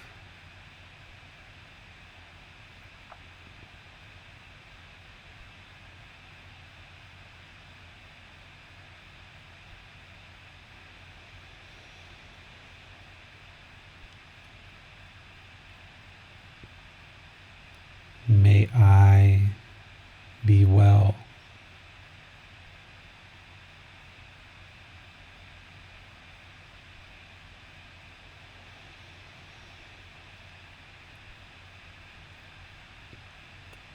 May I be free of discontentness in the suffering it causes.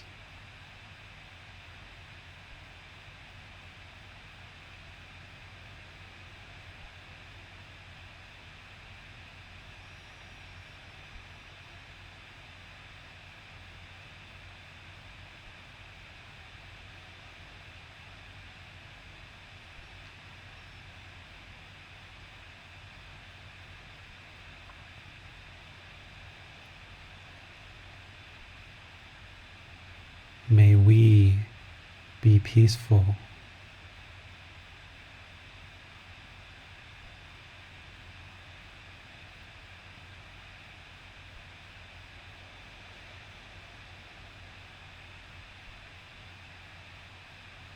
May we be safe.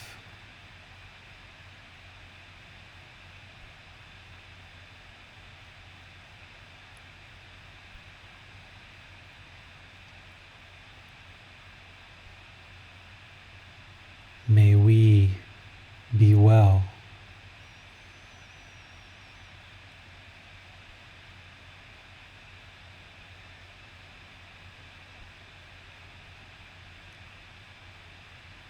May we be free of discontentness in the suffering it causes.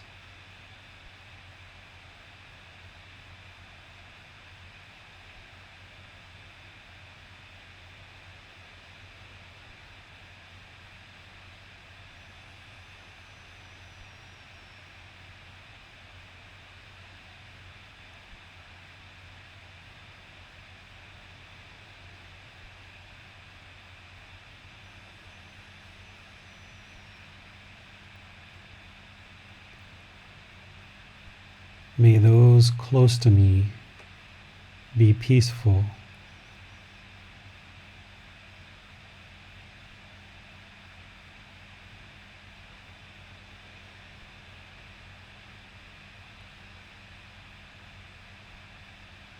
May they be safe.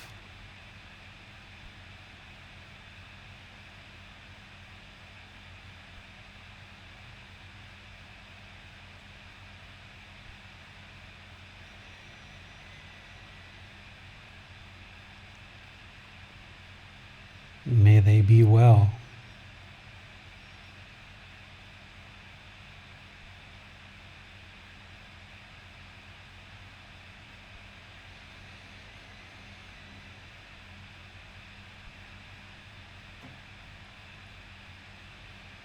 May they be free of discontentness and the suffering it causes.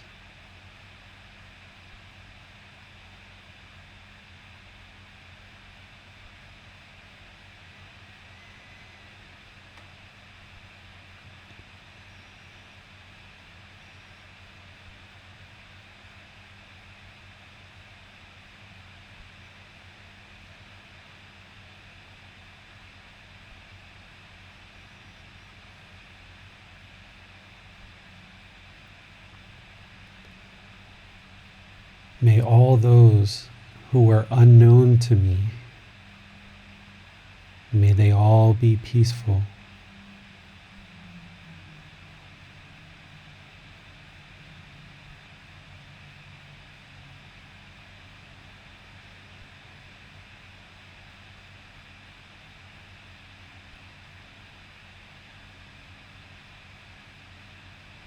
May they be safe.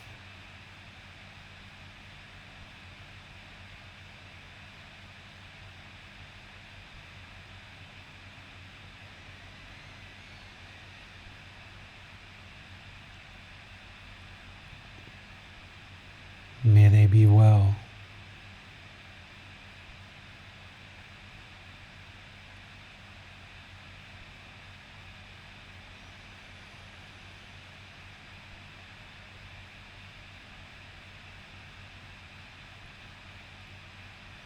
May they be free of discontentness and the suffering it causes.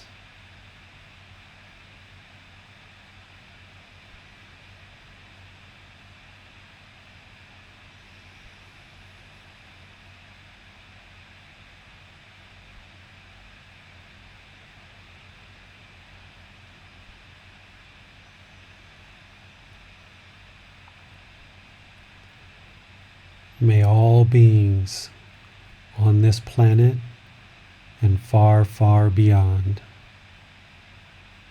may they all be peaceful.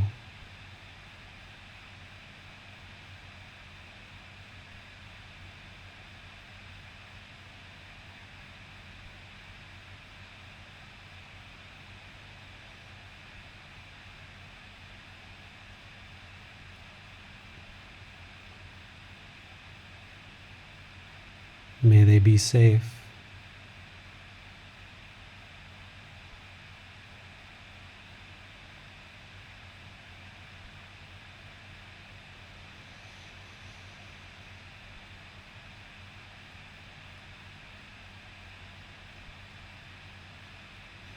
May they be well.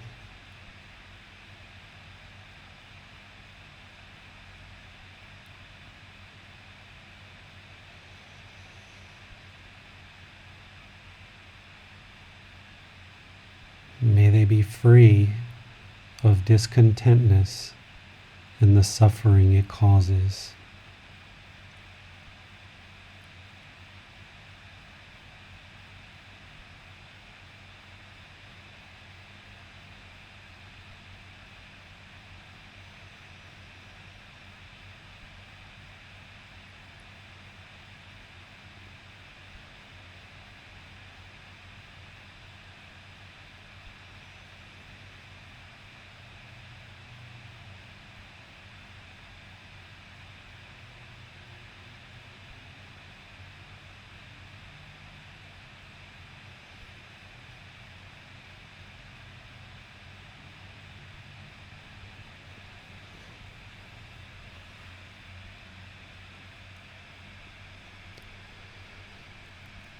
Arahang Samma Sambuddho Bhagava Bhutang Bhagavantang Abhivateyami Savakhato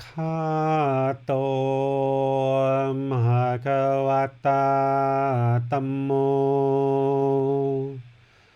Tamang Namasami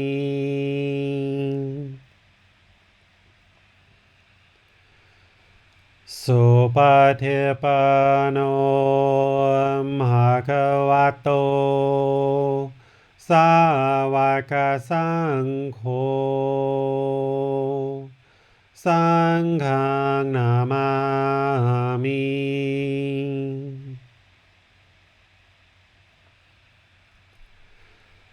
นะโมตัสสะภะคะวะโตอะระหะโตสัมมาสัมพุทธัสสะ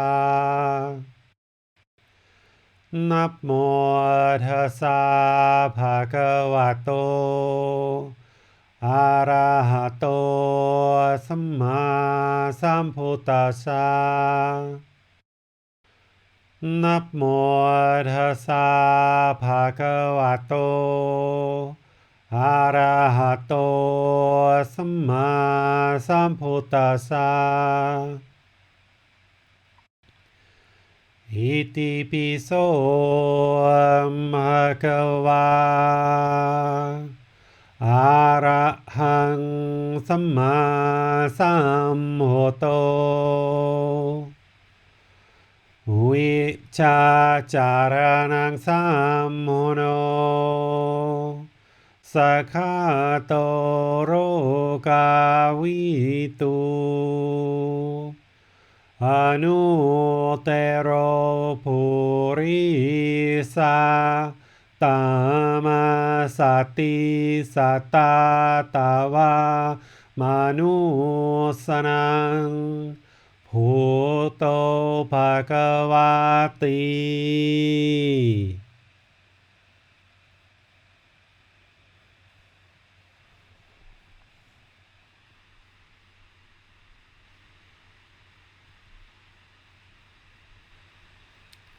Okay, if you guys would like to come out of meditation,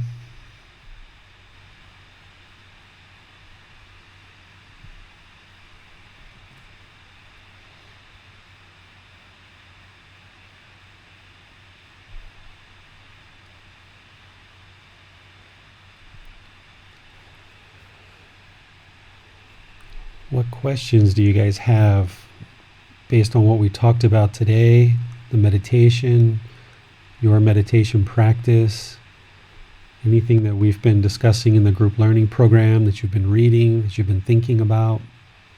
What kind of things can I help you guys with? I have a question, David. So, meditation being a tool for purifying the mind of unwholesome states and cultivating wholesome states, why would a fully enlightened being need to continue practicing meditation if they are completely free of these states? Yeah, so they're still going to maintain this good life practice that they have dedicated lots and lots of time to creating. They're going to continue to do this in order to maintain their enlightenment. So I haven't talked to anybody who I would consider enlightened who's ever stopped meditating. I can tell you that their practice will change, it will evolve, right? They won't have to meditate for as long or as frequently, or things like loving kindness meditation will fall away perhaps. Everybody does it a little bit differently. Where when you are first getting your practice going, and when you're really in the depth of your practice, and when you're getting closer and closer to enlightenment, you really need to be on top of your game, and you really need to be meditating regularly, consistently. You really need to be learning the teachings, really actively progressing in your practice. Once you've gotten to the point where you haven't experienced any discontentness at all for a significant period of time, I'm talking like 6 months, 1 year, 2 years, like this, what you may notice is that you won't meditate as often or as frequently.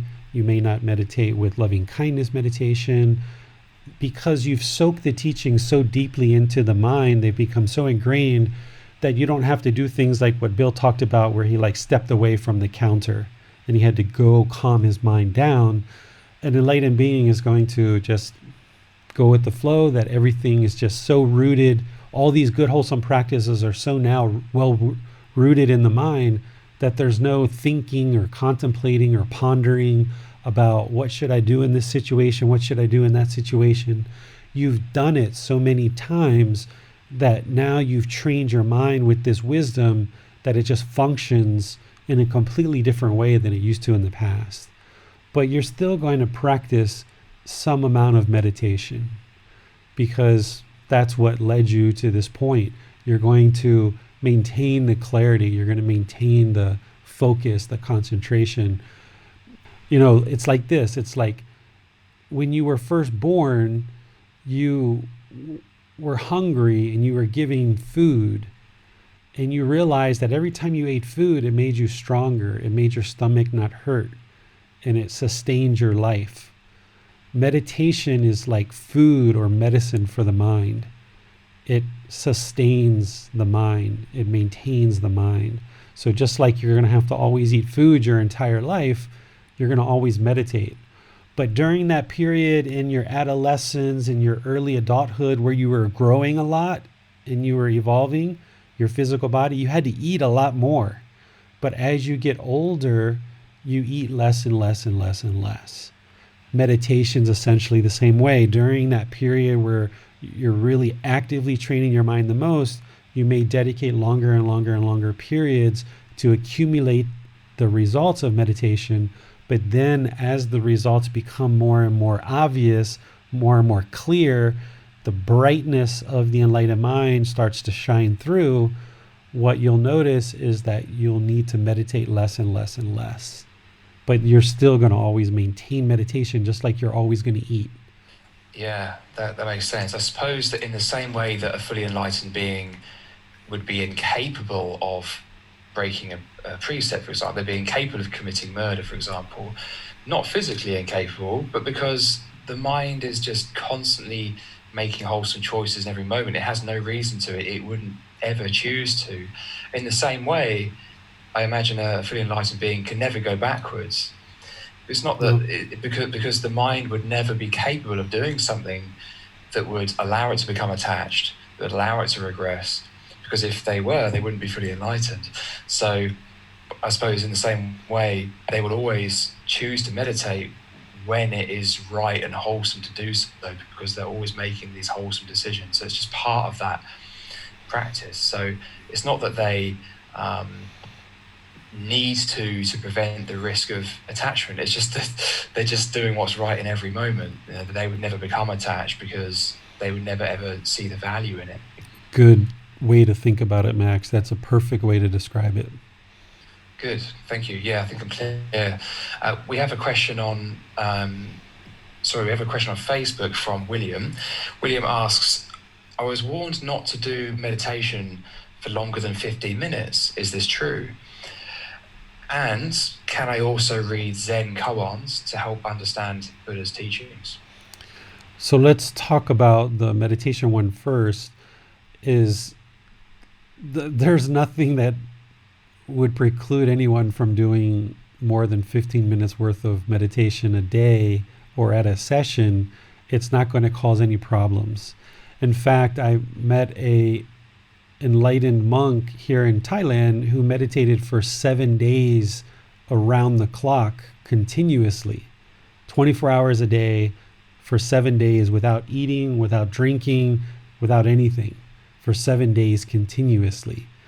And he's enlightened. It doesn't mean that everyone has to do that to attain enlightenment, but that was just part of what he did as part of his path. So you shouldn't limit yourself to 15 minutes. In fact, from my experience, the closer you get to 30 minutes, the better. I wouldn't say stop at 30 minutes. I wouldn't say beat yourself up if you don't get to 30 minutes. But just from my observation, the closer you get to 30 minutes, the more benefit it seems like that I experience. So falsely stopping at 15 minutes, that's not true. That's not correct. I suggest that you let that go and don't follow that advice. In terms of studying Zen or Mahayana or Vajrayana teachings, These are all different traditions of Buddhist teachings. These are all traditions that came long after Gotama Buddha died. His teachings are most closely to what he actually taught in the Theravada tradition, which is what I'm teaching as part of what I share. Theravada means teachings of the elders. After he died, various factions, started splitting off after so many hundreds of years. The initial group stayed together for a period of time, but then because of impermanence, various groups started splitting off and creating different things, and Mahayana Buddhism, Vajrayana Buddhism, Zen Buddhism, all these different Buddhisms have been spun off, and there's tons of them out there now. These are all not what Gotama Buddha taught. They may have some resemblance. They may have a little bit of Four Noble Truths or the Eightfold Path or one thing or another that kind of make them appear that they are Buddhism, and they call themselves Buddhism because they're meditating and they're practicing certain things. But from my experience, all of these various traditions have been created long after the Buddha's death. What I see them sharing and teaching are not what is part of the Theravada tradition that I know 100% leads to enlightenment. And you might see prayer or worship, or you might see a different variation of the idea of discontentness. They might use the word suffering. They might say that other people cause you to suffer, which I've seen that in some teachings, which is not true at all. Other people aren't causing you to experience suffering. I've seen all kinds of different variations of things. And one way to make sure that you get utterly confused and hinder your progress to enlightenment is to start mixing different traditions and start mixing around and try to practice different traditions. If you want to confuse yourself and make sure that you create a lot of obstacles, that would be the one sure way to do it. The best way is to find a teacher that you feel has some very good teachings that can help improve the quality of your mind. Perhaps you might even feel that this teacher is enlightened themselves. Spend time with that teacher, learning what they have to share with you over an extended period of time, and observe if your mind is improving, if the condition of your mind is improving. Are you seeing that your mind's going from anger to frustration to irritation to annoyance to I feel nothing on various topics? Are you noticing things are improving? And if you spend time with a teacher, you should notice this with their teachings. If you're not noticing it, you need to talk to them and help them understand what's not working and get some clarification. The other thing about picking a teacher, not only look for someone you feel that you can learn from, someone you maybe feel is enlightened, look for someone who's modeling the teachings. Whatever they're teaching, you should see them practicing that. So if they're teaching right speech, to be polite, kind, friendly, you should see that. If they're teaching you how to eliminate anger, frustration, irritation, annoyance, you should see them. They're never annoyed. They're never frustrated. They're never irritated. You should see this kindness and this respect and this gratitude, this loving kindness, this compassion. The other thing you should see is you should see that they should be able to show you how the teachings are true without belief. None of the teachings that Gotama Buddha taught are based on belief. So if somebody's sharing something with you and it's based on belief and you can't independently prove that it's the truth, then it's not Gotama Buddha's teachings, because every single thing that he taught, you can practice it and observe that it's the truth. So for example, when I teach the Four Noble Truths, I teach the Four Noble Truths, but then I show you how to determine that it's truth, and you can investigate it for yourself. When I teach the Eightfold Path, I teach it to you and I show you exactly how you can practice it and determine that it's truth for yourself. When I talk about Kama, when I talk about all of these topics, I show you very clearly how you can see it for yourself. So if you want to make yourself really confused, people sometimes go out and learn all these different traditions. They jump from teacher to teacher to teacher, book to book to book to book, and session to session to session. This is for sure going to cause complications. But if you can stay within the Theravada tradition, specifically even learning with one particular teacher for 6 months, a year, you should see within the first 2, 3, 4 months. Even I've had students in the first 2 or 3 days of studying, they've told me they can see changes in their mind just in 2 or 3 days. So you should be able to see pretty readily that this teacher is, and these teachings are improving the condition of the mind. And that's how you know you're on the right path and what you're learning and what you're practicing is actually working. Yes, we have a comment from Amina saying thank you, first of all, and thank you for the clarification about just focusing on the breath and this very simple instruction, cut off thoughts. I'd like to ask a follow-up actually, which is that when we sit down to meditate, should we just get straight to the breath? And the reason I ask is because I have done other guided meditations in the past. When I started a few years ago, I was using an app, and often in those meditations, they would start by, okay, now pay attention to sounds, and then pay attention to the body, do a body scan, and then eventually they get to the breath. But these days, I'm more following your instruction, which is just cut it off, just focus on the breath. And I have found that to be very effective, but I'd just be interested to know your thoughts on the timing of the meditation, the staging of it, if there is any, and whether you just get straight to the breath. Yeah, for me, I just get straight to the breath. Just cut off the thoughts, just let them go. All this other stuff, it could be helpful for other people, and if they're teaching that, it must be helpful for them. But for me, I've never done that type of meditation, and I've always found that in the Buddhist teachings, what he said very clearly is just cut off the thoughts. He never said focus on the sound, focus on the lights, focus on this, focus on that, because that's just allowing the mind to drift and wander and kind of take you on a ride. What you want to do is just get right to the breath. And that's why I gave you guys at the beginning of this meditation, a couple of minutes to really settle in before I actually started even giving guidance. That's why I use chanting to kind of lead into meditation. That's why once you get in meditation, I kind of take it really slow and just kind of some slow guidance. Then I gave you a nice little period to just really focus on the breath. Then we just gradually moved into loving kindness meditation. And then even after loving kindness meditation, just sitting there for a bit and just letting all that soak in, and then going into the chanting, and then going into the end of the meditation. So in the breathing mindfulness meditation, just get right to the breath. And then once you've established that, go right into the loving kindness meditation. And whatever period of breathing mindfulness meditation you use is totally up to you, however long you feel that that's needed prior to loving kindness. And there were certainly times where I just sat down and did loving kindness meditation as well.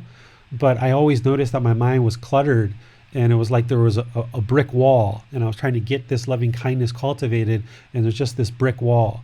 So doing breathing mindfulness meditation first really cleared all that out, and then allowed the active goodwill, the loving kindness to come through. So I would suggest just getting to the breath and then moving into loving kindness if that's what you're going to do. Great, thanks. Yes, and I think referring back to William's question about the length of the meditation, I think it's not necessarily surprising if for the first moment you've sat down, you've literally just sat down, the mind's going to be more busy, and it's going to gradually get more and more focused and calmer. And sometimes that first few minutes, well, I know in my case, I'd be interested to know your thoughts, David, but it's almost just like allowing the mind to quieten. Mm-hmm. So there is effort, and I am focused on the breath, but there's also just this understanding that if I just do this for long enough, the mind is naturally going to quieten down. I don't really need to do anything per se. Yes, gently bring the focus to the breath, but I tend to play around with the effort a little bit. So maybe like gradually increase the effort as I feel that it's naturally quietening down. Yeah, just naturally. Is that a good idea? just naturally. I mean, if it's working for you, it's working for you. Just naturally focus on the breath and allow the breath to be your anchor. Your breath is that fixed position that you're fixing your mind on the breath, and allow that to be your anchor. Something you're reminding me of, Max, is there are certainly times where I sat down to meditate, and my intention was to do breathing mindfulness meditation and or add loving kindness meditation. And when I sat down, I realized within 2 minutes or 5 minutes or 10 minutes, wow, there's just way too much thoughts here. And I decided to switch and do walking meditation. And I did that for 30 minutes or an hour. And then I came back to try to do or I didn't. I just kept doing walking meditation. Whereas if the mind's craving, if the mind's attached, if the mind's holding on and it wants to do loving kindness meditation, you can sit down and kind of feel like you're forcing it. And you should never be in a position where you're forcing it. So there was certainly plenty of times where I sat down and I felt like the mind was just too busy, too cluttered. There was too much energy there. And the best plan of action here is just to get up and go do walking meditation. And that comes from not being attached to doing seated meditation, to doing breathing mindfulness meditation, and attached to doing loving kindness meditation. You might have a certain intention for your meditation session that's coming up, but you can't even be attached to meditation, right? You can't even have craving, because if you have craving for meditation, the mind's going to be discontent. Like, you're just going to sit there and be angry of why your thoughts are so busy and why your mind's so busy. Well, your mind's busy because you're not enlightened yet. That's an obvious. And your mind was really calm for the last 3 weeks and now it's busy. Okay, it's impermanent. The mind's impermanent, no big deal. What an enlightened being is going to do is look for solutions. They're not going to see things in their life as problems. They're always going to be looking for solutions. So whether it's like Bill going to the hospital and the person says, sorry, we don't have your information anymore, you're going to immediately start looking for solutions. Okay, well, how do we fix this? What do you need? Or you sit down and meditate and the mind's too busy. Okay, what's the solution here? Let me go do some walking meditation. Or you sit down and your back hurts. Okay, what's the solution here? Lying meditation, standing meditation. An enlightened mind is always going to be looking at solutions, and with the wisdom that they've cultivated, they're going to always be able to find those solutions. Yes. That was one of the things I found actually with the guided meditations, was that as useful as they were for that grounding, they didn't allow for that flexibility mid-meditation. And actually, a lot of it is about that. It's about responding to the needs of the moment. What is it that my meditation is calling on right now? Maybe the mind is just too busy. Maybe I do need to emphasize the cutting off thoughts. Right. And what you said there by being in the moment, right, is like what's needed at that moment. That's why we bring our mind into the present moment. And that's why, going back to Bill's example, it's such a great example. As he shows up at the hospital, it's what's needed in that moment to allow us to walk forward, right? What's needed is we need you to fill out these 3 forms. Okay, got it. Bada bing, bada boom, here's the 3 forms. You sit down in meditation, you realize the mind's busy or your back hurts or whatever it is. What's needed in this moment to be peaceful, calm, serene, and content with joy? Perhaps my intention was to do seated loving kindness meditation, but in this moment, the body is impermanent. It doesn't feel comfortable sitting here. The mind's too busy. Let me do walking meditation. So that's why bringing the mind into the present moment and always making the right decision in that present moment, whether it's about meditation or a visit to the hospital or some friend starts being hostile and angry with you or whatever it is, just one decision at a time. This is where singleness of mind becomes very beneficial. Yes, and that's when we're acting in a wholesome way and not just being guided by craving, not just being bound by what the mind wants at that moment, but actually with mindfulness and right effort deciding what is actually conducive to peace of mind here. And it may be that we've got to clean up some mess from some decision we made 5 years ago. Exactly. And that may be what we need to do. But we see that and go, well, that's happening because that is my karma.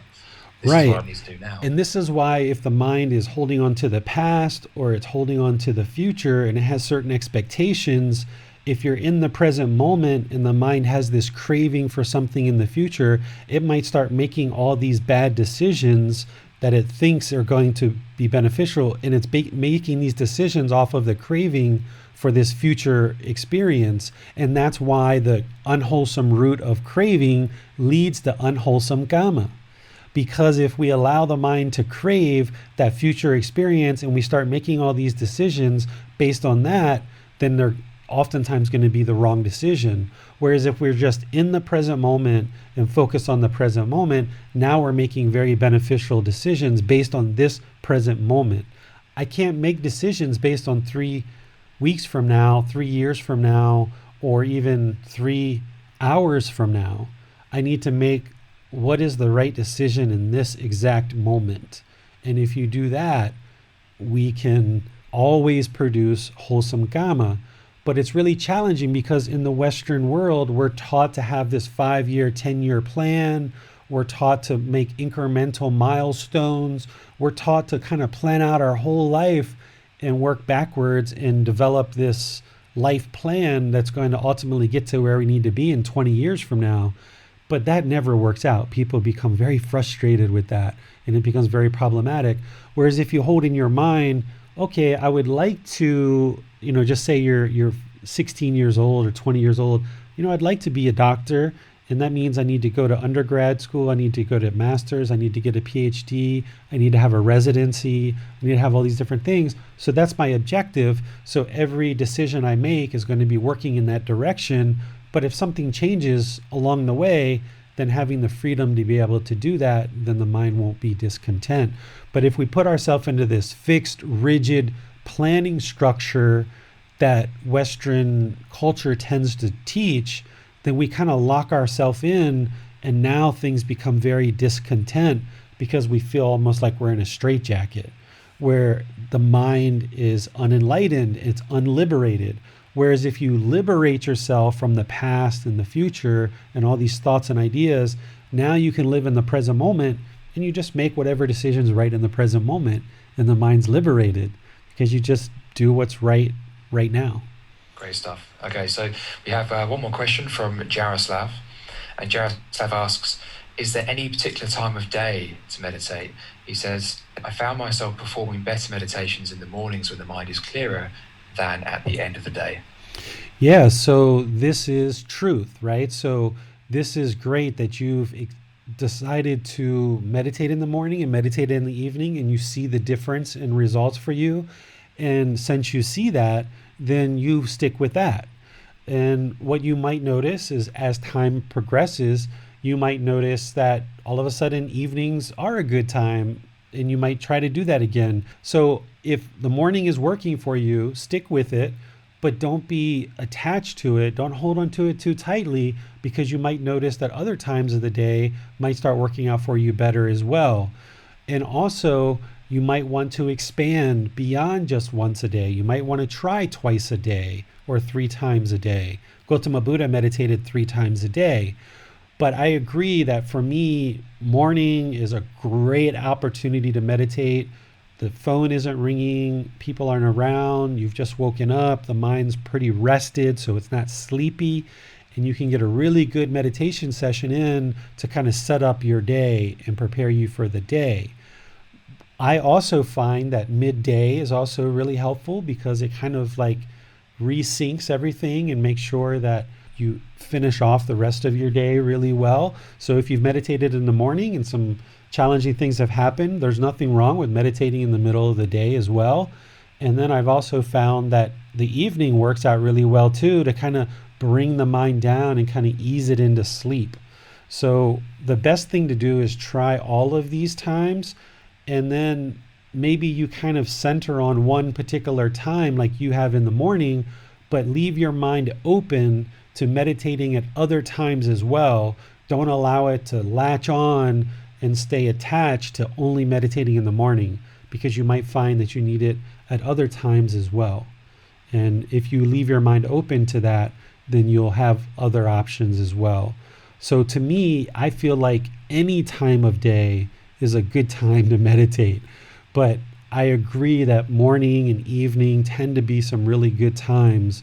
And the more frequently you meditate, you'll notice more benefits. So as we were talking about how if you want to get into some really intense training, you may decide to do morning and evening, or morning, midday, and evening, and that would be really fruitful for you. The amount of time may change as well. You may decide to do longer in the morning, shorter in the evening, or you may decide to just do one really long morning session and that's it. You may decide to do one evening session and that's it. There's no special recipe. There's no special combination of when to meditate, how long to meditate. These are all common questions that people ask. The goal is to meditate and accumulate the benefits. I often talk about meditation as an empty bucket, and you're scooping water into this bucket. So if your bucket's empty and you're thirsty, when is a good time to scoop water into this bucket? Should I only scoop water in the morning? Should I only scoop water in the middle of the day? Or should I only scoop water in the evening? And should I only scoop water for 5 minutes or 15 minutes or 30 minutes? Well, the answer is your bucket's empty. You're thirsty. You scoop as much water as you can whenever you can. And this is why, back to William's question about only meditating for 15 minutes. Well, if I'm thirsty and I'm standing there in front of a big trough of water, am I only going to scoop water for 15 minutes and stop? And that's not good? Or should I just keep scooping for as long as I can? And the answer is keep scooping for as long as you can, as frequently as you can, and as much as you can.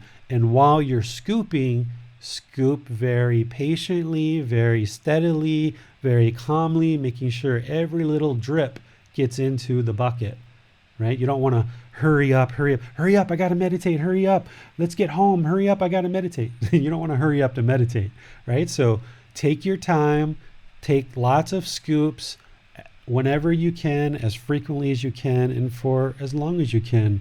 There's no secret recipe for when you should scoop this water or how much of it you should scoop or for what amount of time. Just keep scooping water and keep filling up that bucket. We have a question from Manal on Facebook. He asks, I've noticed plenty of thoughts entering my mind while in meditation.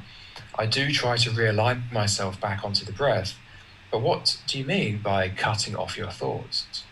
I've understood that if you acknowledge the thoughts which enter, they would naturally subside. If you cut your thoughts out, wouldn't that be very temporary? You probably haven't heard my talk on the Eightfold Path. Part of the Eightfold Path, the sixth step, is called right effort, where you're eliminating unwholesome qualities from the mind and you're cultivating wholesome qualities in the mind.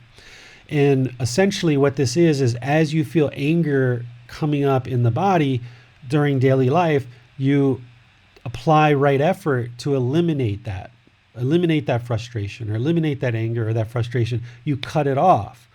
Well, I know that there's places that teach that as you're in meditation and certain thoughts arise, you acknowledge the thought, you label the thought, you look at the thought, and then you allow it to pass. This isn't the way that I suggest that you meditate. This isn't the way that I saw in Gotama Buddha's teachings that he suggested to meditate. Because essentially, if you allow that thought to come into the mind in meditation, you look at the thought, you analyze the thought, you judge the thought, you label the thought, then you let it pass, then essentially that's what happens when anger arises or frustration or irritation arises. You look at the anger, you analyze the anger, you label the anger, and then you let it pass. Essentially, it's made its way into the mind and then it passed perhaps.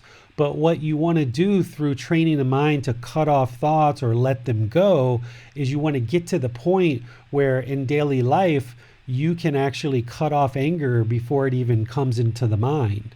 Why allow the anger, the frustration, the irritation to get to the mind, look at the mind, observe that it's anger, label it as anger, and then let it pass?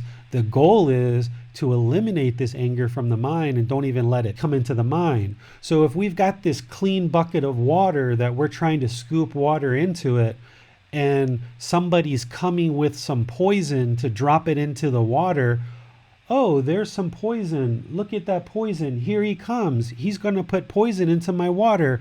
Oh, look, he put poison into my water. There it is. Now my water's all got poison in it. Now I got to figure out how to get it out. Let me label this poison and let me figure out how to get this poison in my water. Okay, that's one way to do it, but you just ruined all your water you've been scooping. Your mind has now got that poison. Or, oh, here comes somebody with poison. Let me cover my bucket and cut it off so he doesn't put poison into my water. That's cutting off the thought. So why allow that to come into the mind? Cut it off, let it go. So then if you're doing that in meditation, you can then do that in daily life. That's why we cut off thoughts. That's why we let them go before they actually come into the mind, or when we see them come into the mind. If we observe the thought coming into the mind and we label it, we experience it, we let it pass, that's like allowing somebody to put poison into the water and then trying to get it out afterwards. You should put the lid on the bucket. Don't let anybody put the poison in. That's cutting it off. And to follow up for me, David, so my understanding as well as speaking of right effort is that we are abandoning the unwholesome state of craving because there is this craving for the thoughts, whatever it may be. There's also the second stage of, I should say, the second part of right effort, which is preventing unwholesome states from arising. And so a lot of thinking is habit. A lot of thinking isn't useful. And so is it fair to say that by abandoning in the moment, abandoning the unuseful thought, we are also reducing the propensity for similar thoughts to come back? So we're also preventing the future arising. Exactly, because when you do this meditation enough where you're cutting off the thoughts and you're letting them go, and eventually you start eradicating this craving where the mind holds on to the thought, as you get this underway, you're going to have experiences like what Bill had, where he did feel the frustration, he felt it arise, and then he had to step out to eliminate it. But eventually you get to the point where if you've cut it off enough times over multiple months and years, eventually it doesn't even come to the mind at all. Eventually that guy that's coming with the poison, every time he sees you put the lid on the bucket, eventually he realizes he can't put poison in your bucket and he stops bothering you. He stops coming. He doesn't even come to your village anymore because every time I show up, that guy keeps putting the lid on the bucket and I can't even get poison into his bucket. So eventually the anger just stops arising, the frustration stops arising, but you have to do this enough times that you see that benefit. Whereas if you allow it to come into the mind, then it's like every time he gets poison into the bucket, he's just going to keep coming. Yeah, we're not really, with that method, you wouldn't really be applying right effort to prevent the future arising. Yeah. And one of the things I would like to share, and I'm really glad that this question came up, is I realize that what I'm sharing is different than maybe what you've learned in the past. And to me, that's a really good thing.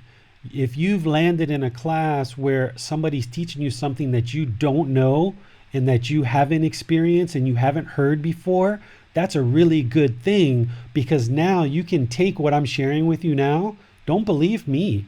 Don't believe me that this works. You go practice what I just shared with you about cutting off the thoughts and letting them go, and practice this loving kindness meditation. Do it for 2 weeks, for 2 months, and you see the results for yourself, because you know right now that you're not enlightened, and anything that you're currently practicing means that that stuff's got to change. If you hold on to what you're currently practicing, then you're holding on to the unenlightened mind. So if you know you're currently unenlightened and you're learning things that you haven't seen before, then give them a try. Try them for 2 weeks, for 4 weeks, for 2 months. See the benefits and the results. And if they work for you, you use it. So I'm really glad that this came up, because this is a common teaching that I hear that people have learned other places. And I think it's a really good thing that you've learned something new now, and now you can go practice it and see if this is the truth or not.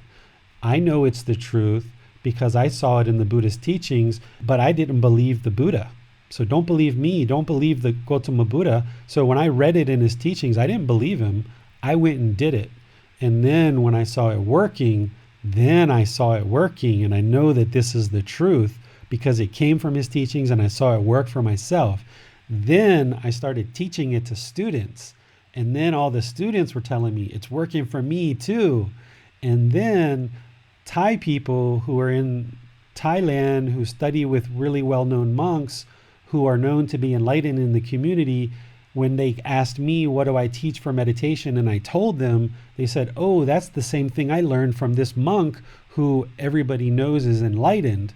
So I confirmed, for me, I know the truth because I confirmed it in Gotama Buddha's teachings. That's where I got my initial exposure to it. I practiced it for myself, saw it worked. I shared it with students, it worked for them. And then Thai people have confirmed for me that they learned the same thing from monks that are known to be enlightened. So I know it's truth, but you have to know it's truth. It doesn't matter what I know. It doesn't matter if I know it's the truth. You need to attain enlightenment by doing the work. So if you practice this, you'll see that it's the truth and it works. If for some reason you're noticing it's not working after a week or 2 or 3, come back to me and let's talk about it, because there may be something that you're misunderstanding, and I would like to help you with that so that you can get the correct information so that you can see that this is the truth and this actually works. Yeah, it's a great question. It comes up fairly frequently. I think, I mean, we were discussing this one point before. I think sometimes the confusion arises because we're trying to see things clearly. You know, part of the results of meditation is that we can see things more clearly. But I remember you said before, David, that basically if your mind's full of discursive thought, you know, good luck trying to see things clearly, right? Yeah. The words to that effect. Because first you've got to clear that out, and then seeing things clearly will come. Yeah, and that's why I also shared, you know, for this person, if it's not working for some reason, come back and talk to me some more, because in the unenlightened state, the mind is cluttered. The Buddha called it muddle-mindedness. The mind is cluttered. So that's why I repeat these teachings a lot of times over repetitive times, so it really starts to soak in more and more. And the more that you meditate and apply these teachings, the mind will start to clear out, and then you can absorb more and more of these teachings, and you can memorize more and more of these teachings. So if you're in these sessions on a regular basis and you're practicing what I'm sharing, you might need to ask a question a few times, or you may need to hear the teaching a few times before it really soaks in and you actually can apply it and see the real results. So if there's something that you misunderstand or see something that's not working for you, come back and talk to me again so that I can clarify something.